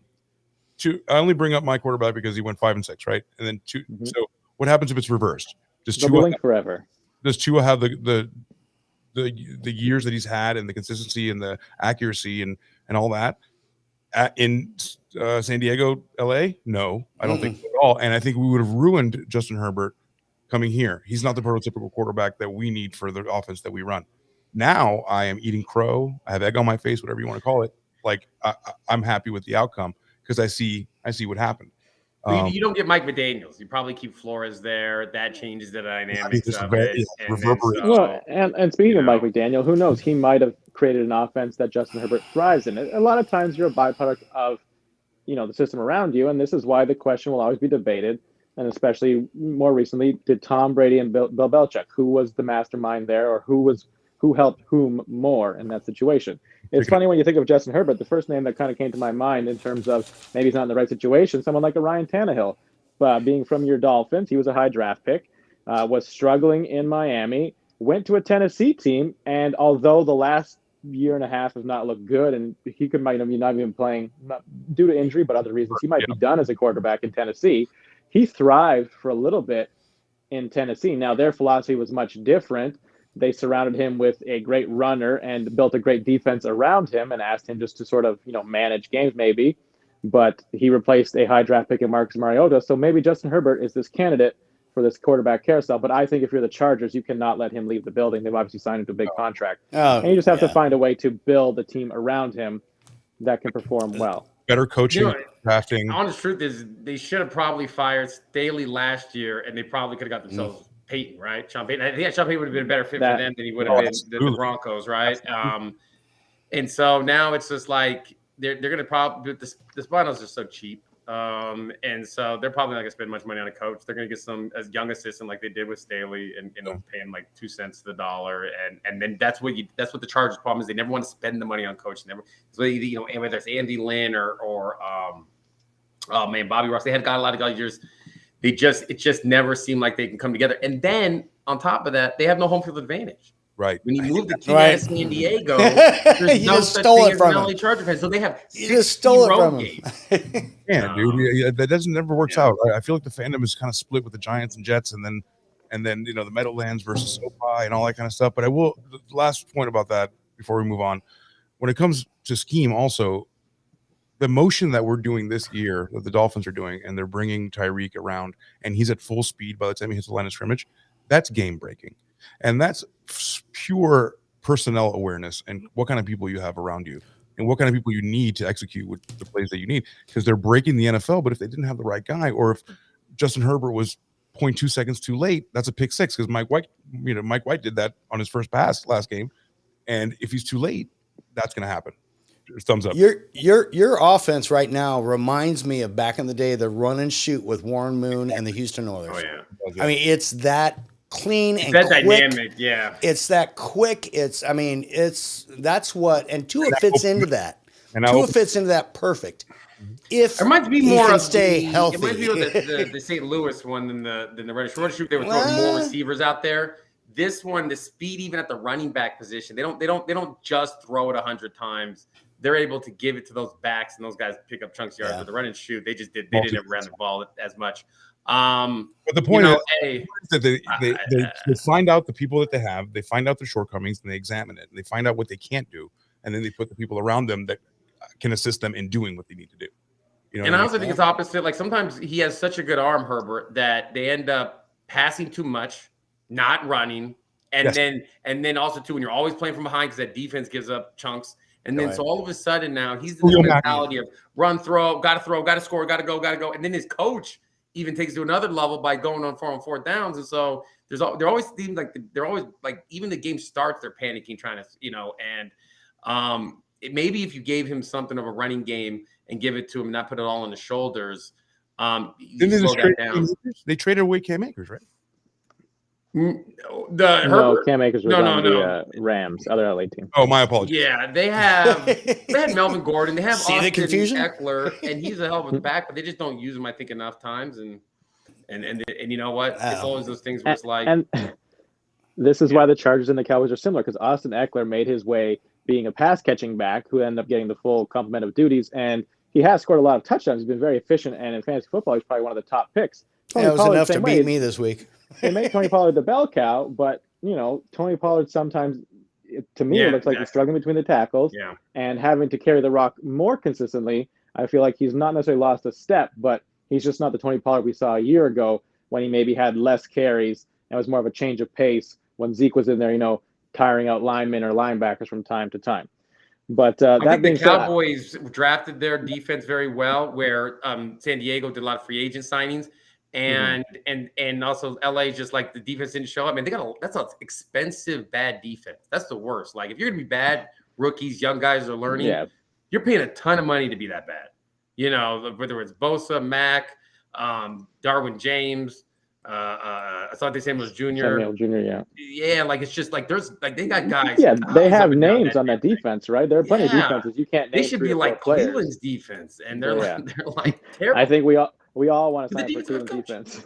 The one thing I'll say for the Cowboys, they went down 7-0. They came back, they tied it up quickly, and then they never trailed after that in the game. I feel like the Cowboys are just a team that are not built to come from behind. And AC, I don't know how you feel about your Dolphins, but I just, your Dolphins are a front-running team, and if they get down, obviously they got down by 14, but against Buffalo, it got out of hand. The Cowboys, you saw them. They got down early against Arizona, and that defense couldn't do what they wanted to do. And when they got down early against the 49ers, it just became a blowout. Again, that defense couldn't do what they had to do. So for the Cowboys, I think they need to. I would be a component on every time you win the toss, take the ball first, try and score, get a lead, and we'll see. We play better with the lead, and I think most teams will agree. They play better with the lead. The Cowboys don't do anything quick strike. Like everything is a methodical 12, 10, 8 plays kind of thing, and they don't have that. Like before, it's like, hey, man, 2 plays, put the kids to bed. We're going to score this damn thing. And so you don't have a quick strike. That is death scary. by 1,000 cuts. And of course, you're not always going to get points doing the 10 play drive. Let me bring up the schedule really quick. I just want to check out the and the other thing for the Cowboys, and we're going to get off home field advantage. We're going to move on. They take too many penalties, especially pre-snap penalties, which are your illegal formations, illegal shifts, and things like that. And the one thing that bailed the Cowboys out, illegal man downfield twice for the Chargers, cost them a touchdown. I think they scored later on anyways, and it cost them another big play later on. So thank goodness that this rule that is super annoying, that a lineman can't be more than 1 yard past the line of scrimmage before a ball is caught, I guess, downfield, came in our favor. But you ask any NFL team, and they can bring up a couple plays that were in your favor, a couple plays that were not. in the end, they might all balance out. The last 2 weeks, so week 4 and week 5, home teams were 500. This week, week 6, home teams actually went 10-5. So congratulations to home teams for a better winning record. We had 3 home dogs, which we absolutely love, winning games this week. So the Cleveland Browns, that actually were a 9.5-point underdog after it was found out Deshaun Watson was not playing and PJ Walker was starting. They beat the now 5-1 49ers 19-17. The Texans were a home dog. They beat the Saints 20-13, covering a 2.5-point spread at home as a dog. And of course, the Jets beat the now 5-1 Eagles team as a home dog, 6.5-point dog at home. So the Jets and Browns both win at home, both cover giant spreads, and both beat previously undefeated teams in the 49ers and the Eagles. 6 of the 7 home teams did cover at home. Kansas City, Cincinnati, Miami, Jacksonville, the Raiders, and the Rams all covered at home. And as mentioned, the Buffalo Bills were the only home team to win. They won 14-9, but did not cover their 15.5-point spread. So a huge spread there in Buffalo. But they were just happy to get home with a win. 4 of the 5 teams that lost at home were the underdogs. So the Titans lost as an underdog in London, but they were a home dog to the Ravens. The Bears, Buccaneers, and Chargers all lost at home as underdogs to the Vikings, Lions, and Cowboys, respectively. The 3-3 Falcons were the only home favorite to lose outright to the Washington Commanders, 24-16. And the Commanders were a 1.5-point road dog that actually covered and won on the road. And that is your week 6 home field advantage. So from week 6, we go last week to that was pick bad week. 6. And for a couple of us in the audience, our Dolphins and Vikings fans, pick 6 might be something you're interested in. Of course, 6 different stats that I found interesting from week 6 for your water cooler talk around the water cooler tomorrow, or just in your general vernacular for later on. So today's week 6, we'll start with the number 1, because the New York Jets defense have allowed only 1 second-half touchdown the entire season. Wow. So congratulations to the New York Jets defense having allowed only 1 second-half touchdown the entire season. Remember, they played Buffalo week 1, Dallas week 2, the New England Patriots week 3, Kansas City week 4, Denver week 5, and Philadelphia week 6. And against all 6 of those opponents, only 1 touchdown given up in the second half. Wow. And if you said it was Russell Wilson and the Denver Broncos that were the team to do it, you would be correct. He had a 3-yard pass to Adam Troutman in a game that the Jets actually won. Sticking with that theme of number 1, this is the first time through 6 weeks of the season that Dolphins QB Tua Tagovailoa ranks first in passer rating, pass yards, touchdowns per attempt, yards per completion, and passing touchdowns. So that's the first time through 6 weeks a quarterback has had all 6 of those marks being first. He is tied for first with passing touchdowns, 14 with Kirk Cousins. So congratulations, Minnesota. Kirk throwing 14 touchdowns. For our purposes, Dave, Dak Prescott has 6 touchdown passes. Trevor Lawrence has 7 touchdown passes. So congratulations to Tua. He is first in pass rating, pass yards, touchdowns per attempt, yards per completion, and also wears a number 1 on his jersey. Yes, he does. And speaking about first, how about another one? The New York Giants are the first team in the Super Bowl era to finish a game with more passing yards than their opponent, more rushing yards than their opponent, fewer fumbles lost than their opponent, fewer INTs thrown than their opponent, and fewer field goals missed than their opponent, and still lose a football game. So the Giants are doing very historic things. In case you are wondering, so again, they are the first well, team when you have 14... that stupid run at the end of the half, they're just mind blowing finding ways. We will get to that in a second. Don't you worry. So 14-9, they lose to Buffalo. In doing so, the first team ever to have more passing yards, more rushing yards, lose fewer fumbles, throw fewer INTs, and miss less field goals and still lose. In case you are wondering, teams before that accomplished those 5 things were 134-0. So it's only happened 134 other times. Oh, that's it? But the Giants are the first team to lose. So speaking of ones, let's go to zeros, but not to pile on the Giants, but we are going to pile on the Giants. The New York Giants have scored 0 offensive touchdowns in the opening half through the first 6 games of this season. Wow. So much like Brandon talked about on the goal line in the first half, 0 offensive touchdowns through the first 6 games. They're the 4th team since 1950 to accomplish this feat, if you can call it an accomplishment. A feat. The 1998 Chargers and the 1998 Buccaneers both did this, and the 1976 Buccaneers, who actually finished 0-14, In 98, the Buccaneers went 8-8. The Chargers went 5-11 in 98 when they did this. So we'll see if the Giants at 1-5 can have a better record than maybe any of I those blame teams. Dable for that. You got to score. Those are scripted plays. Your first 25. Like if they can't get anything like that's kind of on coaching there. That's and to that point, it's been over 200 actual game minutes since the Giants last scored an offensive touchdown. Period. You have to go back to week 3 with 10 minutes and 6 seconds left in the third quarter when Matt Breida rushed for an 8-yard touchdown. 13 total quarters without scoring a touchdown offensively. I think it was it your Dolphins AC that saw the Giants score a touchdown? It was a pick six. So that Giants offense has been anemic. But it's interesting that Matt Breida rushed for a touchdown the last time the Giants scored an offensive touchdown, because stat number 5 is also 0.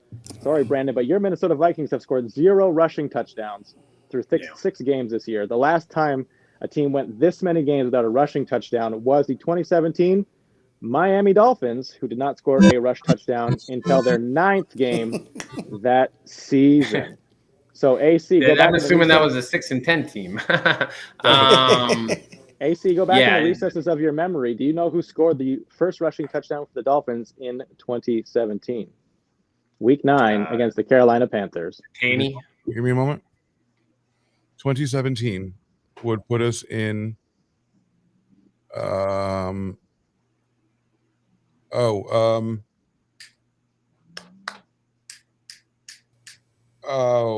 Parker.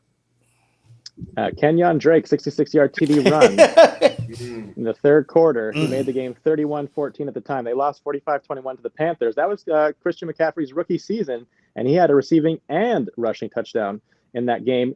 The 2017 Dolphins finished with 4 total rushing touchdowns. Kenyon Drake had 3 of them. Quarterback David Fales had 1. That was a Jake Cutler era. But what's funny? That was the other thing. Adam Gase, yeah.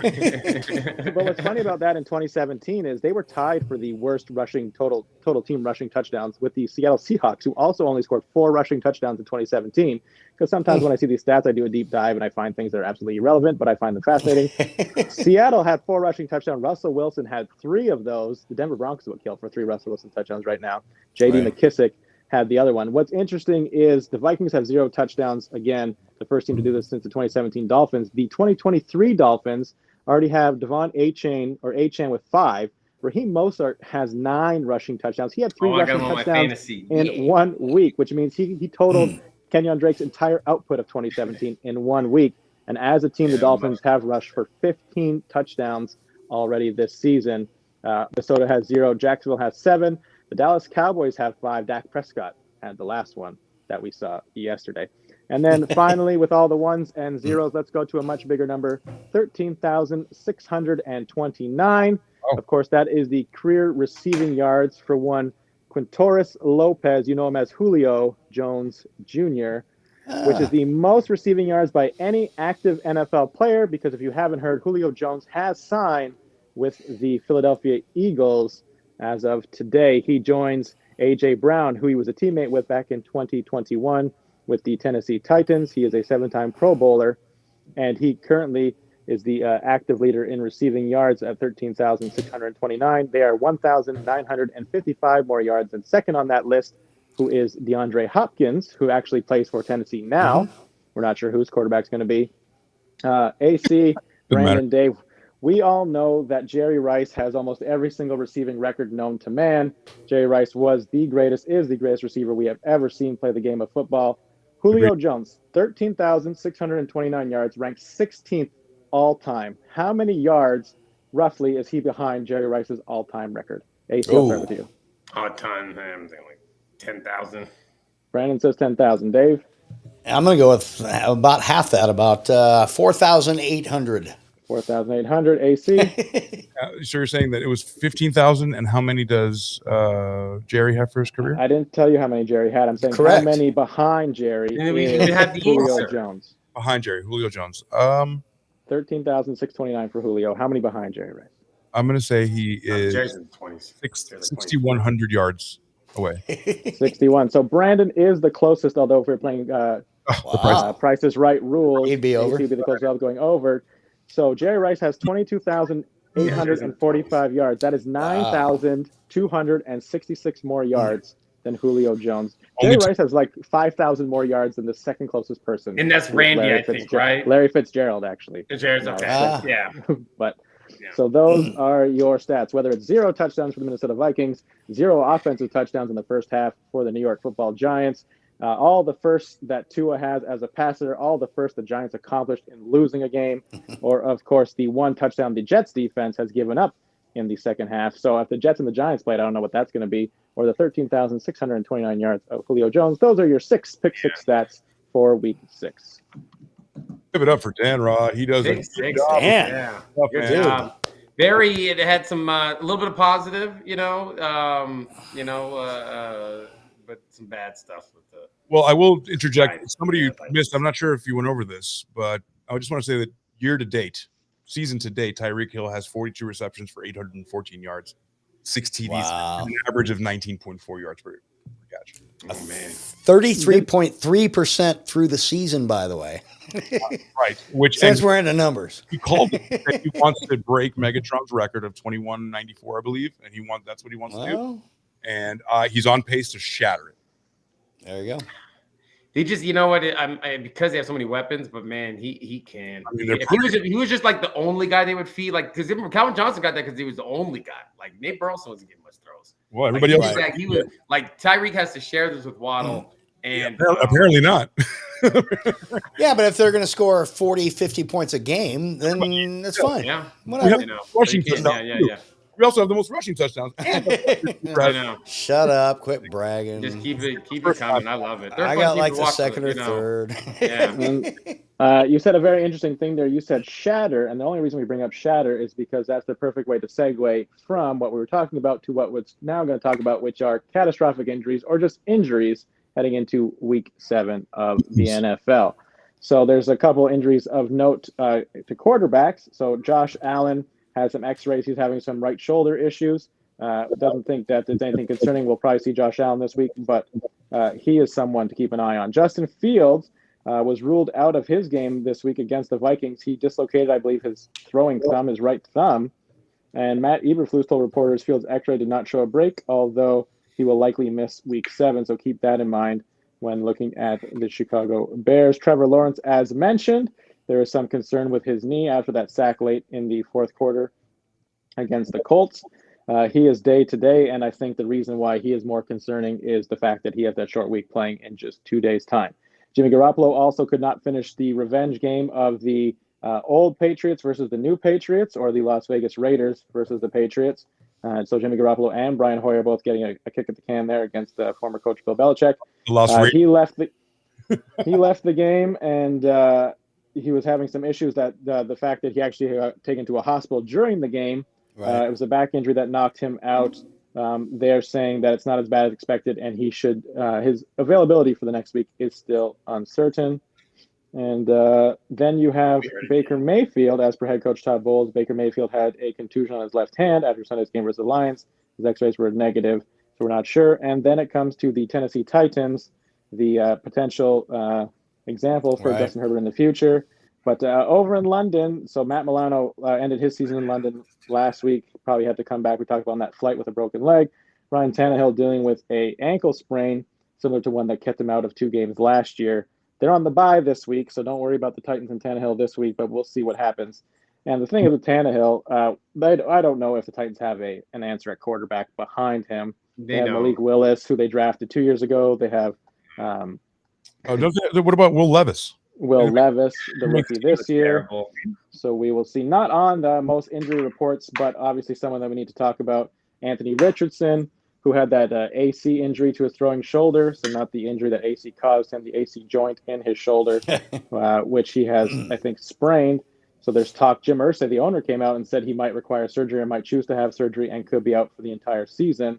So we might never see. I've already seen that at the bottom that he's out for the remainder of the season. We probably will not see Anthony Richardson start and finish a game this season.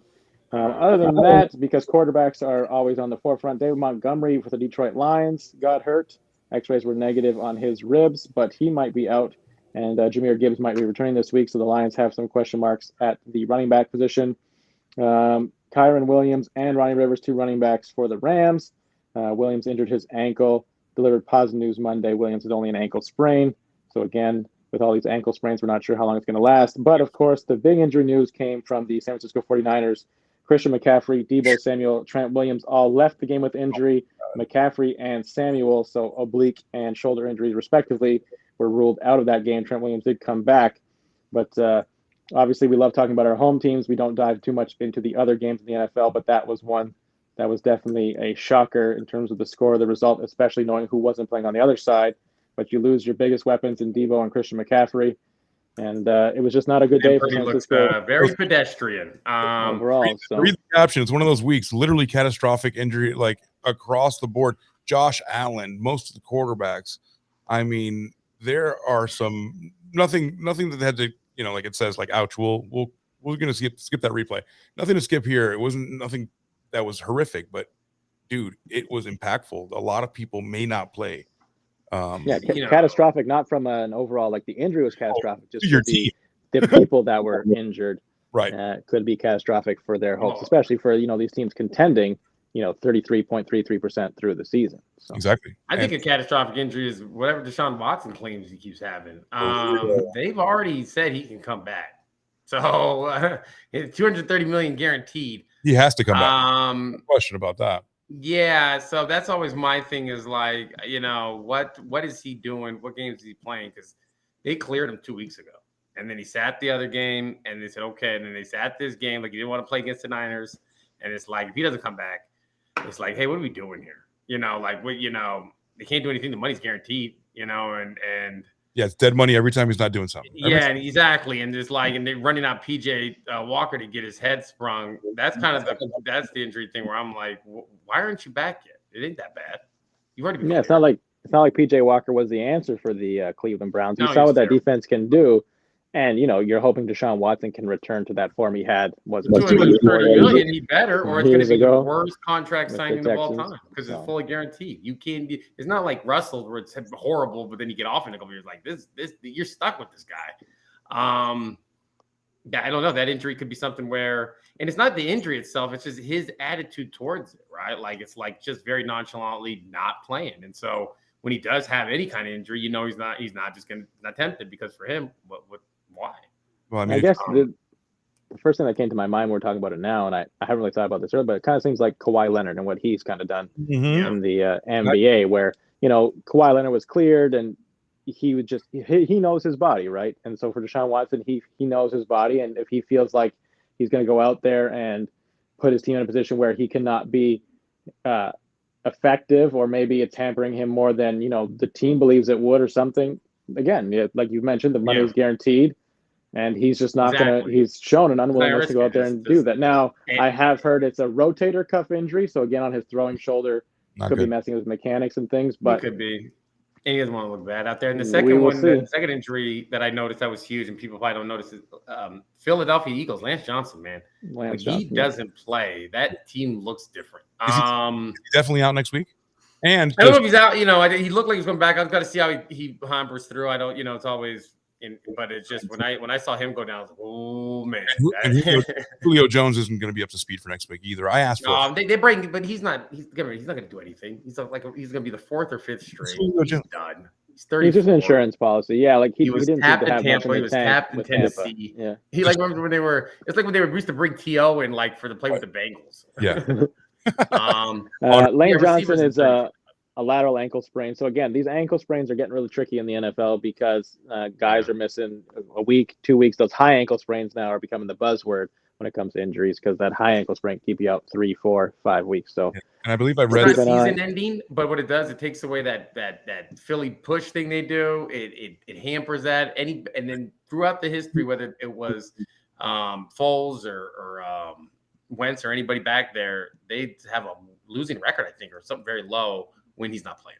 So, well, that's exactly what I was going to say. I believe I read that it was 13. They were 13-27 without Lane Johnson. Yeah.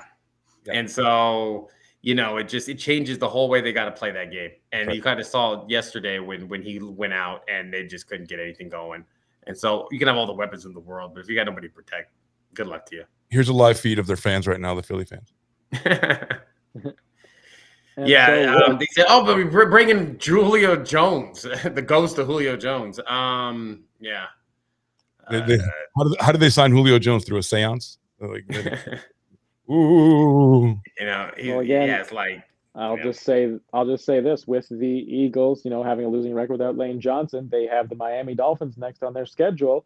The reason that's possibly some good news for AC. And you keep setting them up, I'll keep knocking them down. We're going to transition right into fact or fiction, because the fact or fiction that I'm going to bring up today is, as we all know, it's been 19 years since the NFC East has had a repeat champion. The Eagles won 4 straight from 2001 to 2004. Since then, no one team has gone back-to-back winning the division. The Eagles have won 7, the Cowboys 6, the Giants and Commanders have all won 3, and your Eagles are your 2022 defending NFC East champion at 14-3. Between 2004 and 2021, the team that won the division averaged 11 wins. Those same teams averaged 7.5 wins the next year, of 3.5 win per season loss lower or wins lower from the season before that. 7 of the 18 teams that had a winning record the next year, 6 of them had losing records, and 5 others went 8-8. So the history has shown that winning the NFC East the next year has not been good, although the last 2 years with the 17-game schedule, the Cowboys won and then were a wild card the year before. So the Eagles could very possibly win the division again, breaking this curse, or could definitely become a wild card team. So my fact or fiction question to the room: fact, the Eagles will repeat and win the NFC East this year, or fiction, and any of the other 3 teams could, most likely the Cowboys. It's the Cowboys and Eagles. He wants you to say that is weird, though. There's a good chance the Cowboys win just because of that. Because of that. Yeah, it's just weird. Yeah, it just weirdly ends. The Skins won an 8-8 year one time. So remember the NFC least for the Washington Commanders won at 7-8 or 7-9 the 1 year, a couple of years ago.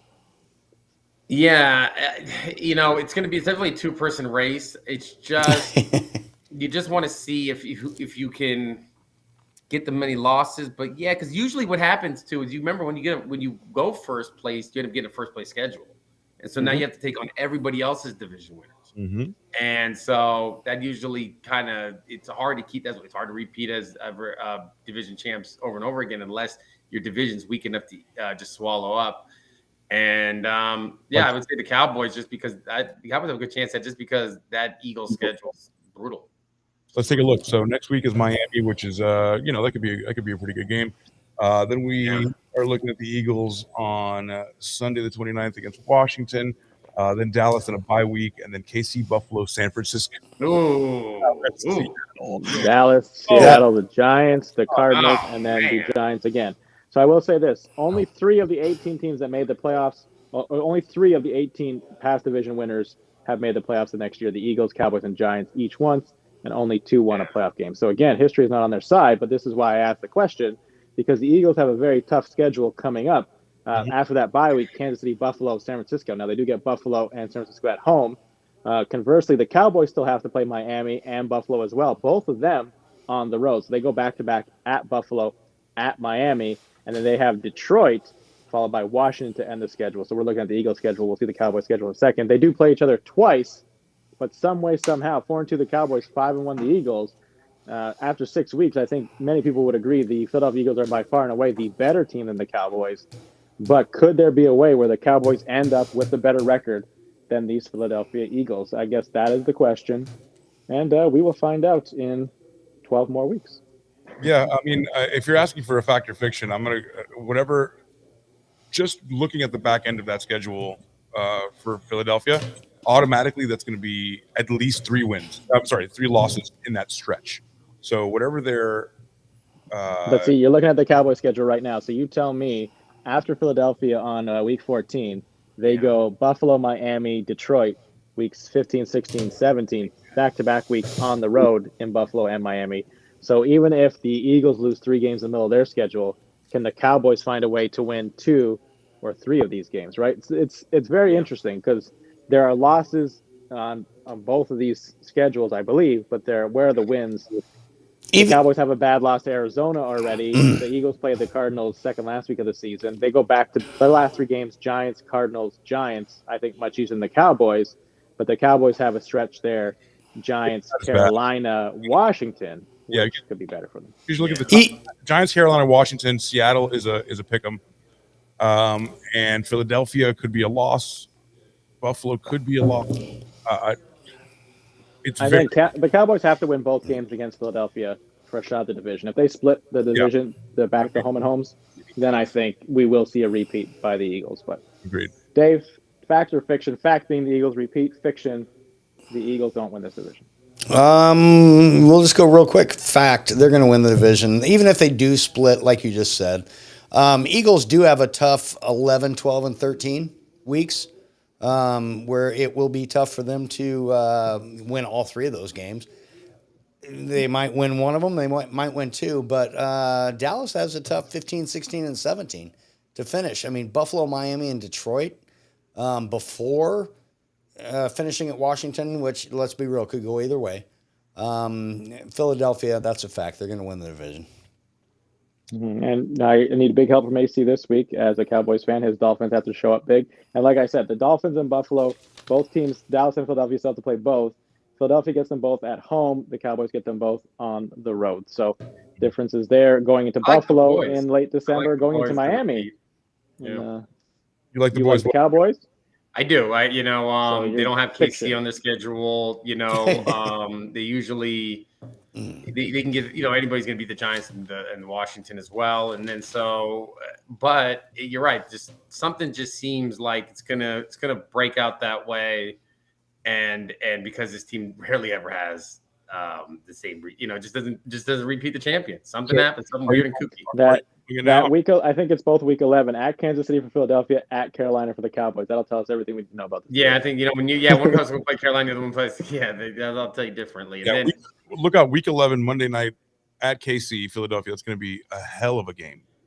And also too is and this is the one thing is that they've because you're judging the Cowboys on what they've played, but the Eagles really just haven't had they've got a lot of easy part in the beginning of the schedule. They're not the same Eagles team as last year. The defense on the back end looks just terrible. You can get big plays and big chunk yards on these guys. Darius Slay looks tough. Jared Bradbury's struggling. And so maybe with their strength last year. So I think as the season goes on, you're going to start seeing losses added up. They'll probably be somewhere around 12-5. Going to even out. But I think it'll be that's a great. Really 12 of that much with losing. Let me pin you down, Brandon. Do you think that the Cowboys are going to win the division? Yeah, I do. Cowboys, Cowboys. They might have the same record, but you're right. Maybe they'll have better. 12-5, and Cowboys are going to win the division at what 16-1? No. Or maybe they're 12-5, and then maybe they're 11, and they'll be close. They're both going to make the playoffs, but I do think that maybe the Cowboys win the division though. No, you're so wrong. Here's Brandon. I don't mean to disagree with you, but yes, I do. Here's the problem, and I'm sorry, Dan Rod. And the problem is that with all the tough games you're talking about and all the ones they should win, the Washington Commanders and the Giants are the same as my Jacksonville playing against the Titans and the Texans. It's always they always play each other tough, even though they shouldn't. They're going to play you tough. You're going to lose at least one of those. Haven't beat the Cowboys in 2016. Hang on. They're a variable of weather, They're not going to win both those games. Philadelphia all the way. I picked them at the beginning of the season. I'll pick them now. Brandon, you're wrong. I apologize. No offense. I do. What's funny is Philly might be better in the playoffs. With the wild card, just because they get a wild card doesn't mean they're not going to do good. But man, the Giants are winning any division games. And the Commanders, you know what? Maybe get a spunky kind of like Sam Howell game. Maybe actually the Commanders actually play the Eagles tougher than they actually do the Cowboys. I do see the Cowboys pulling this out. I do. I like them. I think it's just because when you see the drop game to Arizona and then the whooping they took from San Francisco. But those are tough games in the beginning. The Eagles are going to get their tough games pretty soon. Arizona was. Remember, you're going to get they eventually come to you, and they're division winners, so they're going to take all the top guys. Yeah. AC, what's your call on this? I agree. I don't think there's anybody in the division that can play with the Cowboys. I obviously thought it was going to be Philadelphia. Seeing their weakness last week, and then on top of it, It's- their proclivity to injuries, and then the back end when they come off that bye is disgusting. It's one game against my favorite team, the Jets. That says volumes. The fact Yeah, that but they almost lost to the Commanders on that. They've been in these close games with the bad teams, and you're gonna see that like at least like when the Cowboys played the bad teams, they thumped them hard. And these Eagles stay close. When you do that with the bad teams, when you do play your good teams, it's going to be a different gap. I'd love to see that Miami game and what they can do against that back end of the secondary. 49ers, Chiefs, Dallas is going to give it to them. They might split one with Dallas. Seattle should get into them over the top. They're having a hard time getting to Devontae Smith any balls. He's force-feeding A.J. Brown. Swift's hit or miss. And we'll see how that we'll see how the it best thing plays they have out. is that pass rush, and they have that rotation of guys that come in there and because they're young from Georgia, but they were just look at but hey, Patriots, Vikings, a couple guys in the beginning. Those are your wins, but when you get them all in the beginning, it looks like you're a world beater. But if they spread those games out throughout the year, then it's still the same. You're still going to get those wins. It's just like you just got your wins in the beginning. That's all. it's optics. When you get that, So it makes it look like one team's better than the other. It really is. I'll be very happy to be the only one right in week 17, 18. We judged the Cowboys because they lost on to this. Oklahoma, which is the same Miami- as them losing to the Jets. Yeah, Damn Miami, right. Buffalo, and Seattle, all the common opponents besides the divisional games against the Giants and the Commanders still left. We do have the litmus test of the Giants, the Cowboys, or the Jets, the Cowboys, how they played them, and how the Eagles played them. But of course, as a Cowboys fan, the internal optimist, I'll go fiction, and I think the Cowboys will definitely win this division because 18-year curse definitely can be a 19-year curse. And we'll be talking about if it can extend 20 years, which just means the Cowboys are not going to win the division in 2024 if they happen to win it in 2023. All right. But other than that, let's put a bow on week 6 with our final words.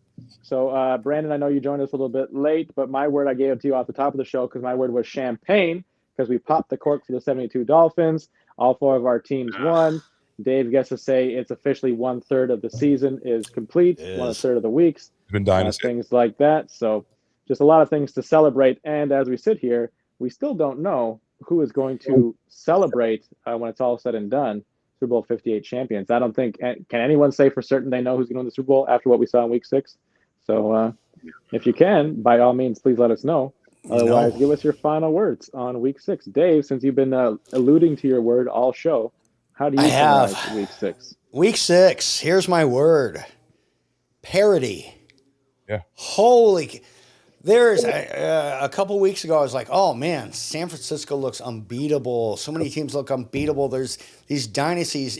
Kansas City looks like they're the team to beat because no, anyone can win it right now. Parity. And that's the way the NFL should be. It's the way that it's what I love about the game. It's the reason that I'm excited to be a Jaguars fan this year, even though I've had multiple years of just inaccuracies and just garbage. What a great week for football. The teams that you thought are unbeatable get beaten.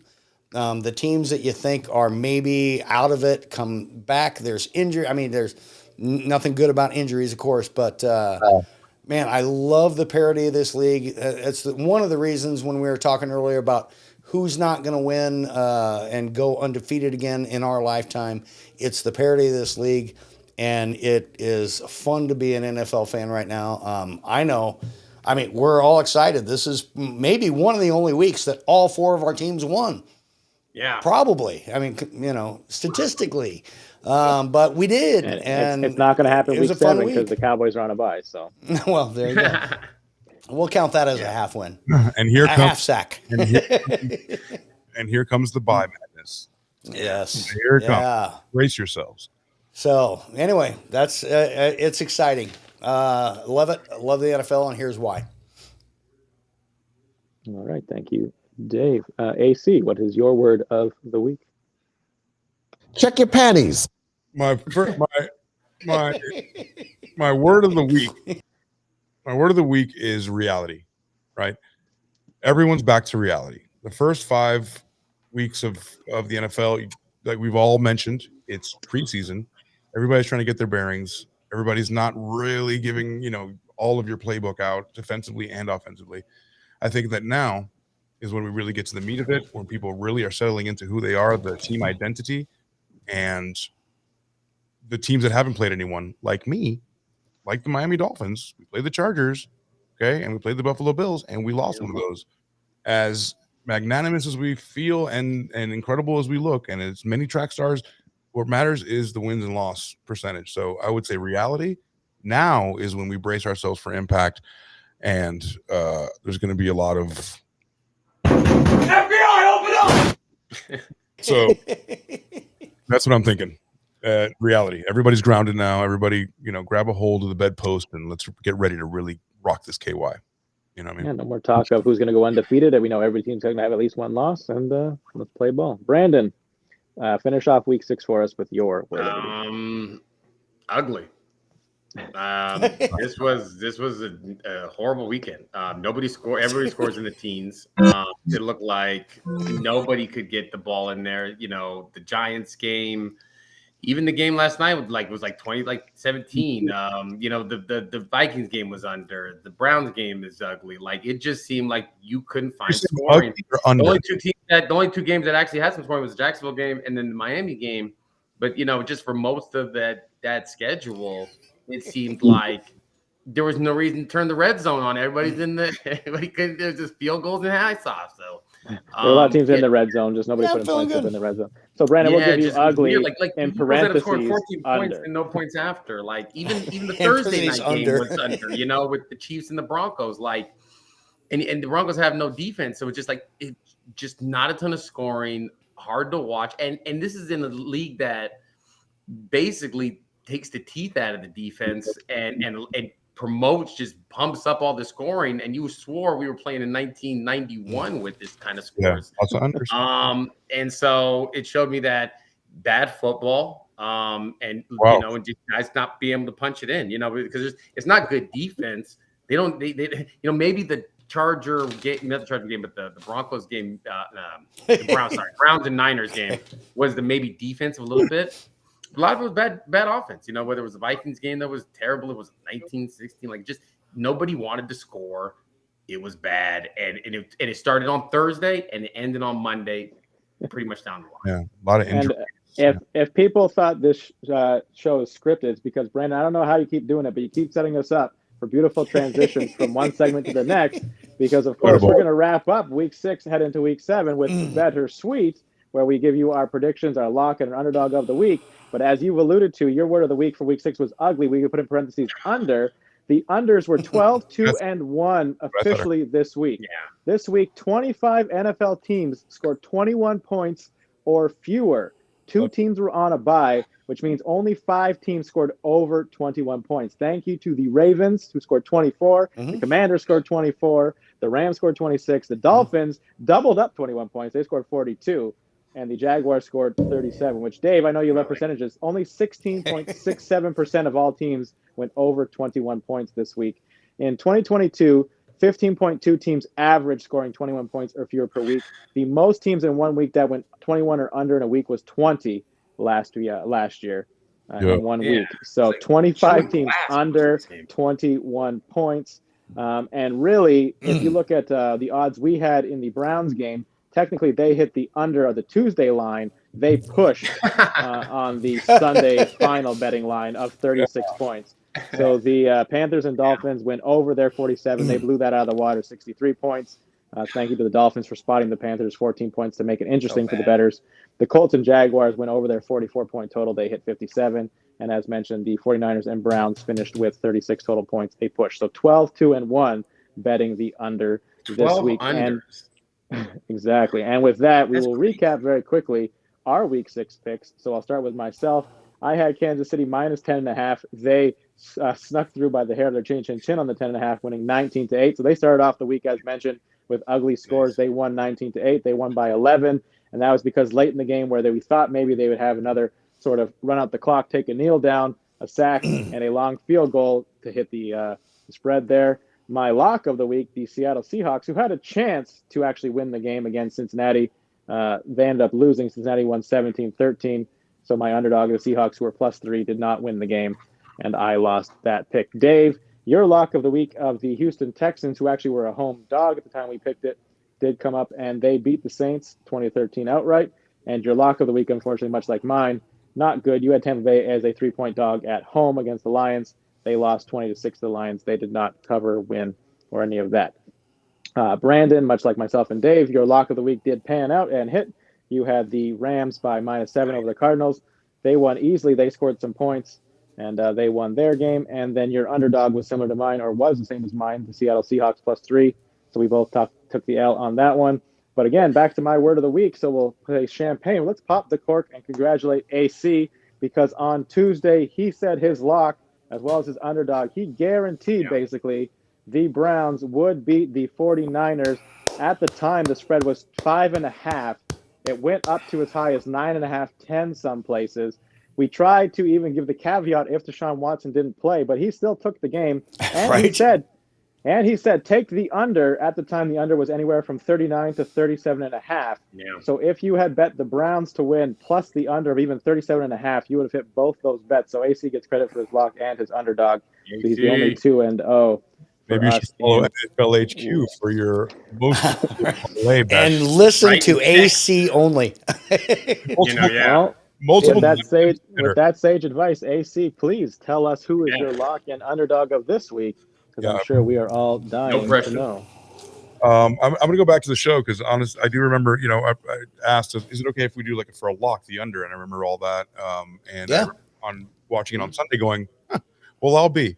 I did.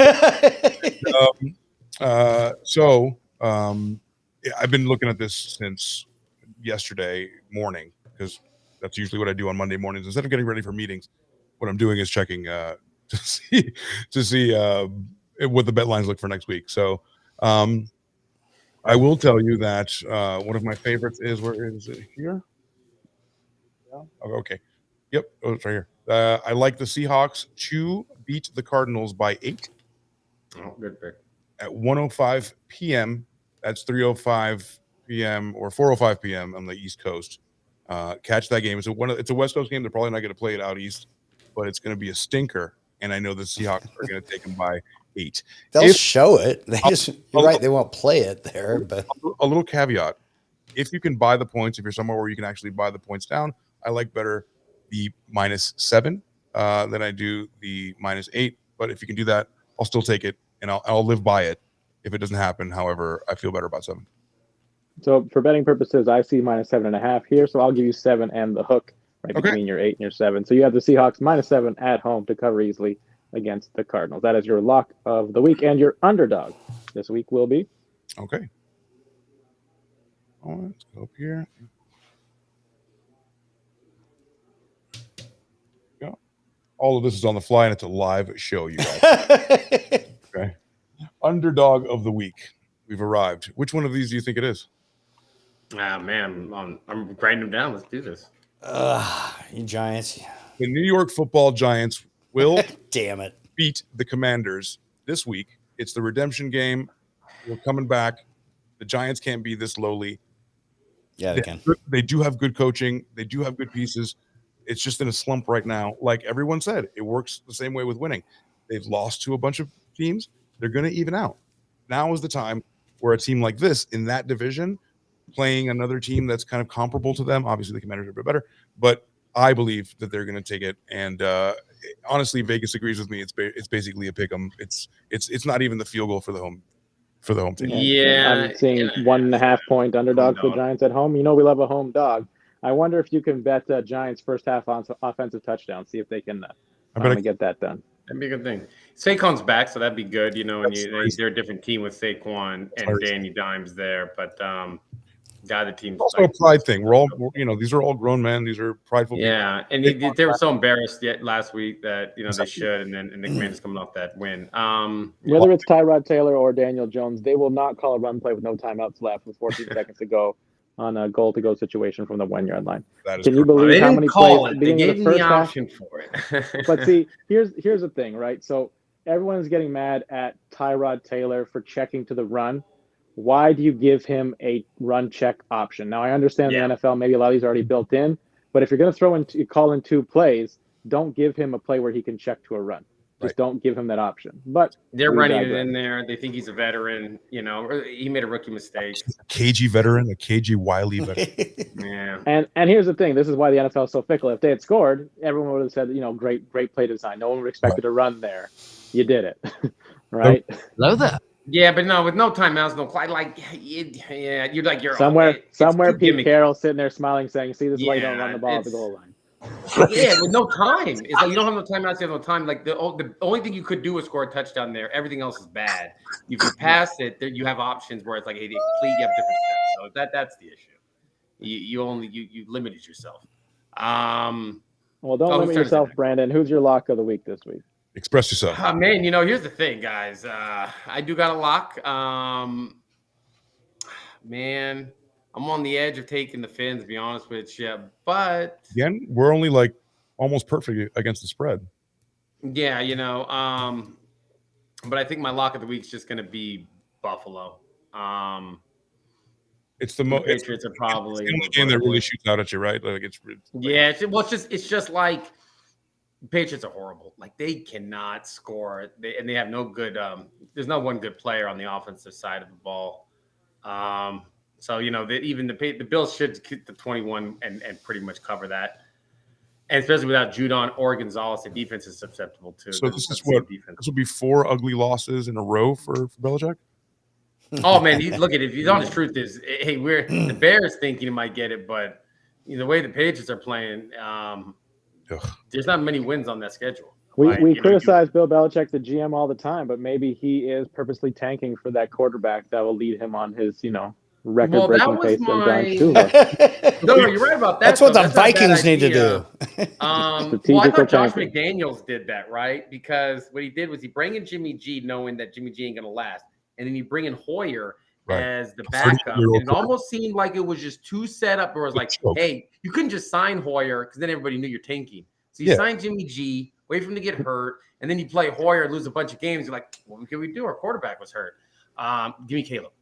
So that would be the Bills. So do we have the Bills minus 8.5? Love the Bills. The line is there. And then my underdog, man, give me Russ, give me Peyton. What?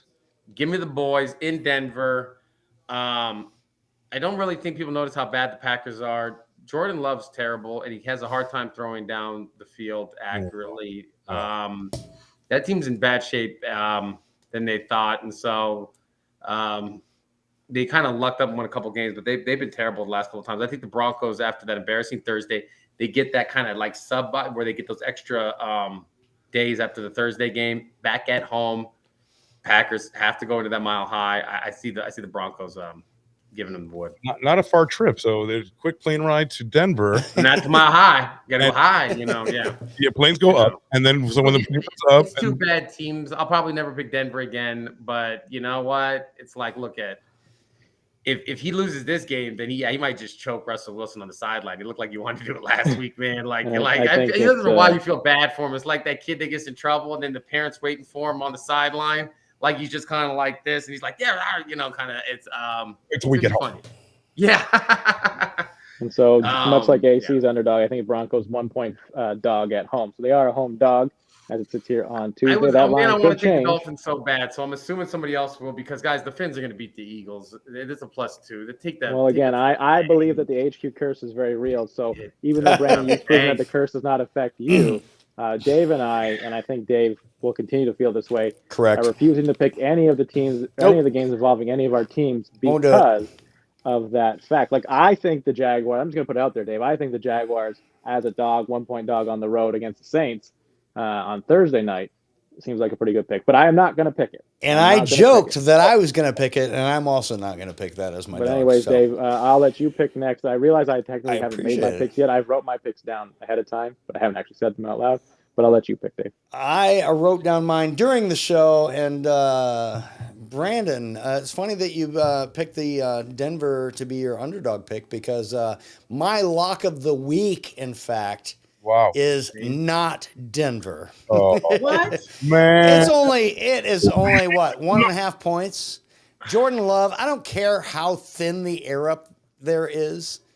The Denver Broncos look like ass.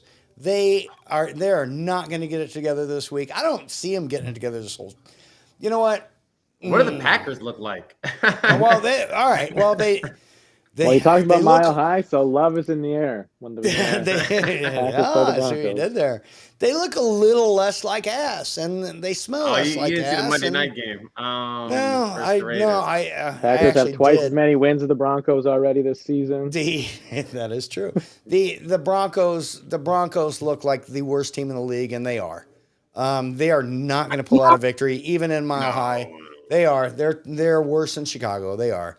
I am Worse than the picking. Patriots? I am picking. I switch defenses on my fantasy league every single week. Whoever's playing Denver, that's who I want as my defense. Packers are going to actually win that game, and that's my lock of the week. Packers over Denver. And I believe do I gotta give up a point or what's the Yeah, your Packers -1. So basically, whoever wins the All right. game between All the right, Packers Jay. and the Broncos, one of you will be correct. Packers Heading minus one, one. yeah. into Week 8. And my underdog of the week. Why? Well, I know the Ravens. The you're Ravens doing it. Lions. I am. The Lions are going to beat the Ravens. That's my underdog. I think 3-point favorites or something like that. 3-point dog. The Lions are 3-point dog at Baltimore. So Lions are looking better every week. Ravens off a I mean, bye, and the Lions have no running back. Yeah, I understand that, but Ravens the on Lions off a bye, off a plane coming from London. They chose not to Oh have a yeah, bye. London. Yeah, I'm sorry. I forgot they played. I didn't watch that game. The Lions surprise me every week, I do. and I like I think they're going to do it again. I didn't think they were as flashy or as good as they actually are, and I'm probably jinxing them. Let's hope. I don't know. But yeah, Lions are going to be my underdog pick. They're going to beat the Ravens. That's in the Bible. Well, it's Except funny for the that Packers, you picked I like that. ahead of me Now we because gotta go Dave, on. my underdog pick, I had already written it down, was the Detroit Lions +3 Nice. at the Baltimore Ravens. And the reason I did that is because I did not want to pick your Jaguars, and I just wasn't sure where else to go. So I will die on that hill with you, the Detroit Lions.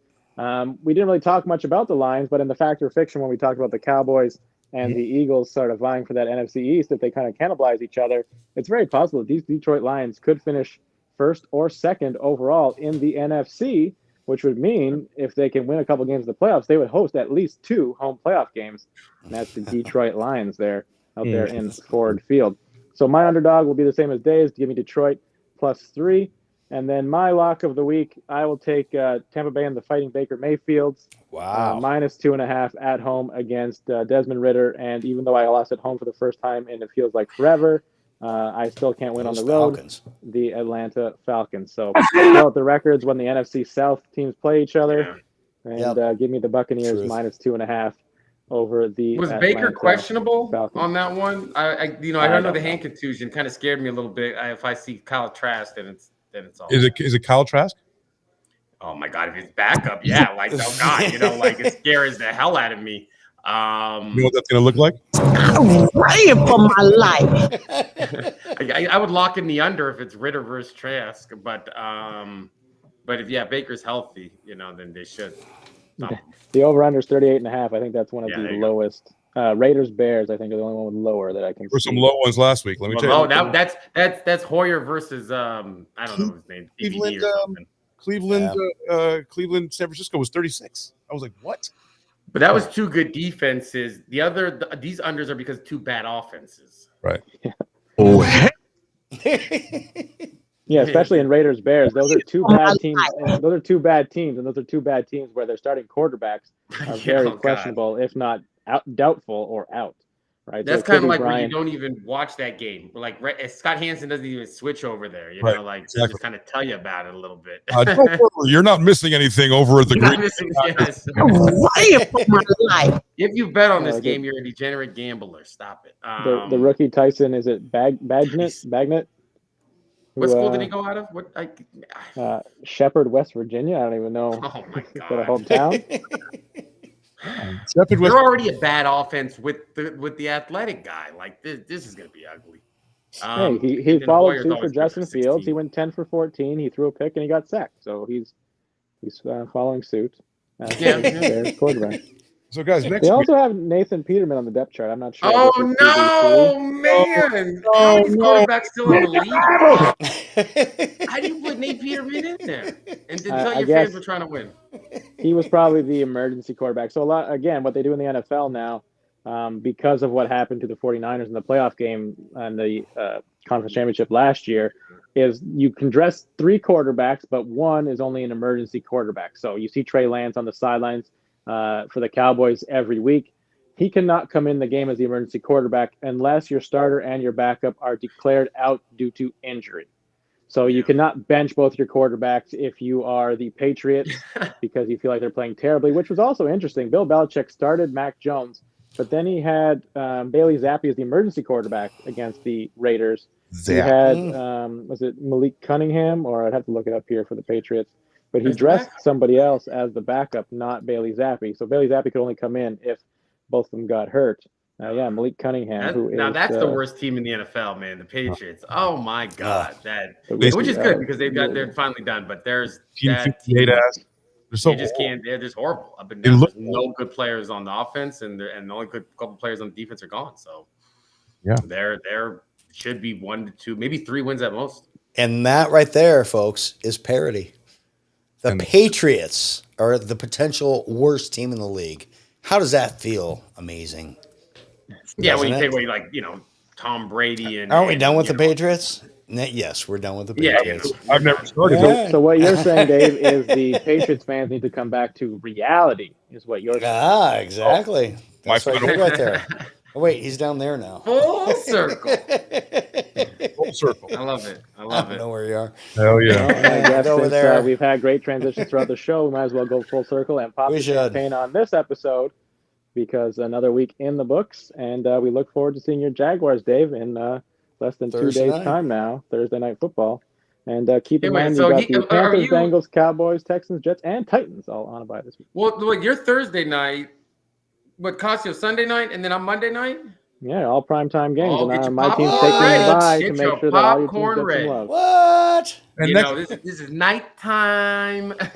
next week for Better Sweet, I want to bring something a little bit different to the show. Instead of picking underdogs and winners and things like that, which is hard enough, Yeah. I wouldn't. Yeah, I throw something new in there.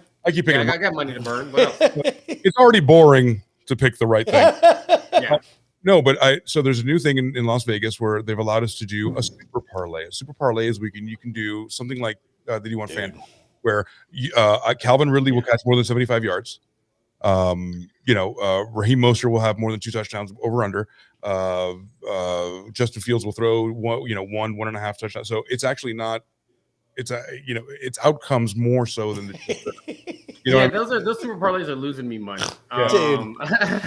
Trevor, when I don't get the rushing yards, I haven't picked everything. When I Bryce had David Bryce Montgomery Harper score hit a a home touchdown run. and he gets hurt in the second quarter. The Lions will win the coin toss. Trevor Lawrence will have the longest hair. What are we doing? All right, I'm up. I'm down. no, hold on. No, it's stat based. You're not betting on the fact that they're going to win. You're betting on the fact that, like for example, last weekend Deal. at the 6:30 in the morning, I put a parlay that Calvin Ridley and Stephon Diggs would both catch 75 yards or more, and I won. I won $180. There you go. $100. So that was a gimme for me. I thought I was like, of course they're going to do that. They're in London. Football's rigged anyway. Of course they're going to I'm fucking. tired of those London games. I woke up at like 9 Right. o'clock or something. Like that game's half over. They're I was already paid. I never slept. tiresome. 6 a.m. I'll Yeah, half just show look me at how that bad stuff. Tennessee is, AC, how because many they're still- legs would you want on this parlay? How many legs are you looking for? Let's do a 4-legger, and then Let's we do 3. I Three. can't think of weird stuff. No, what I was going to more say than is, 3. why don't you bring us 4 stats or 4 things that you're thinking, and we'll vote one way or the other Let's do on that. over, under, touchdown, no touchdown, +2, whatever, and we'll just. I know what I'll do. I'll make the bets. I'll make a super parlay 3 and 4. I'll take pictures of them. I'll put them on the program, and then we'll overlay them. We'll and judge talk them. about- we'll judge And me. I'll tell you, And you Deal. lost your What else? money. What an idiot! Oh my Deal. god, what a dumbass! Now you bring it back the following week to show people whether you won or lost. Yeah, I'm doing that. Right, exactly. Yeah. Okay. Yeah. The Tuesday after It's this. called, Sunday, You know, I'll show you what if I won or lost. And AC's betting corner, something like that. You know, yeah. yeah, it's Have a called. little music to it, like It's like bittersweet. It's not me. It's everybody's. Just because All I'm right, boys. I'm the best at it. All No, I'm kidding. I love it. Thank you guys for watching. You know, everybody chimed in, man. We're just getting started. AC, do you Yeah, want to let we're the people know where they can catch us or how they can reach us everywhere Please. that we are live and or responding to messages? Absolutely. You can follow us every Tuesday during the season. We do a live stream just like this one. We are on Twitch. We are on YouTube. We are on Twitter. Those are all our live streams. If you want to catch us on a DM or if you want to catch clips, we're posting on Instagram as well as Spotify now? no, Instagram and Reddit. So Reddit, okay. yeah, sorry about that. And then you can replay this right at the scroll bar. It's going to tell us everywhere we are at and where you can find us. If you have an idea for the show, if you have an idea for Brandon, if you have an idea how Dave can be better at football, let us know. and that way we can. You have a T-shirt you want to send Dave to wear on the show. That's right. There you go. Really loves I'll wearing wear it. novelty T-shirts. I'm friends with Dave, and all I got is a shitty T-shirt. Truthful Sweet Hey, you just make showed that up in shirt, the man. We'll audience forget the too. show. Hey, Mama. I want to say hi to everybody that shows up live, but we're not only live, we're after the fact. Send us the messages through Instagram. Send us voice messages. If they're poignant, we'll play them the next week, or we'll answer them the next week at least. So We'd love to get keep some that voice up. messages so we can play them and then answer your questions and stuff like that. Yeah. And yeah, I'm good. I'll see you guys. Yeah, I will promise that I'll try All and right. entertain everybody as much as possible, but I will not mention anybody in the crowd or any of these messages because for some reason I am the degenerate that's doing this on a phone and my screen is literally like 3 inches. Don't read too much into that. I don't want any more comments after that. Please, we'll just leave it there. And And I promise to be on time next week. So sorry. good. Yeah. You bring You're good. table. Never. My kid won his volleyball game, so Okay, that's what we won our second one. can AC bet on that? Yes. Over under. Kids trip over their own feet. 3. At the play, like I wonder what she's gonna do. Okay, she's gonna serve it Yeah. next. Okay, yeah, I win. You guys are awesome. All right, thanks, guys. All I gotta right. present You're the this best. All right. I Good gotta luck go- to you 3 this week. I'll be taking it easy on the bye. All Okay, right. you take it off. You take off this week. We'll do some heavy Yeah. lifting. We'll catch you on the flip side. And remember, we're gonna do the super parlay next week. Guys, join us, and we'll see you. Enjoy the music. Enjoy the music, enjoy the football, everybody, and just like the Week 7 Cowboys. Bye. Bye.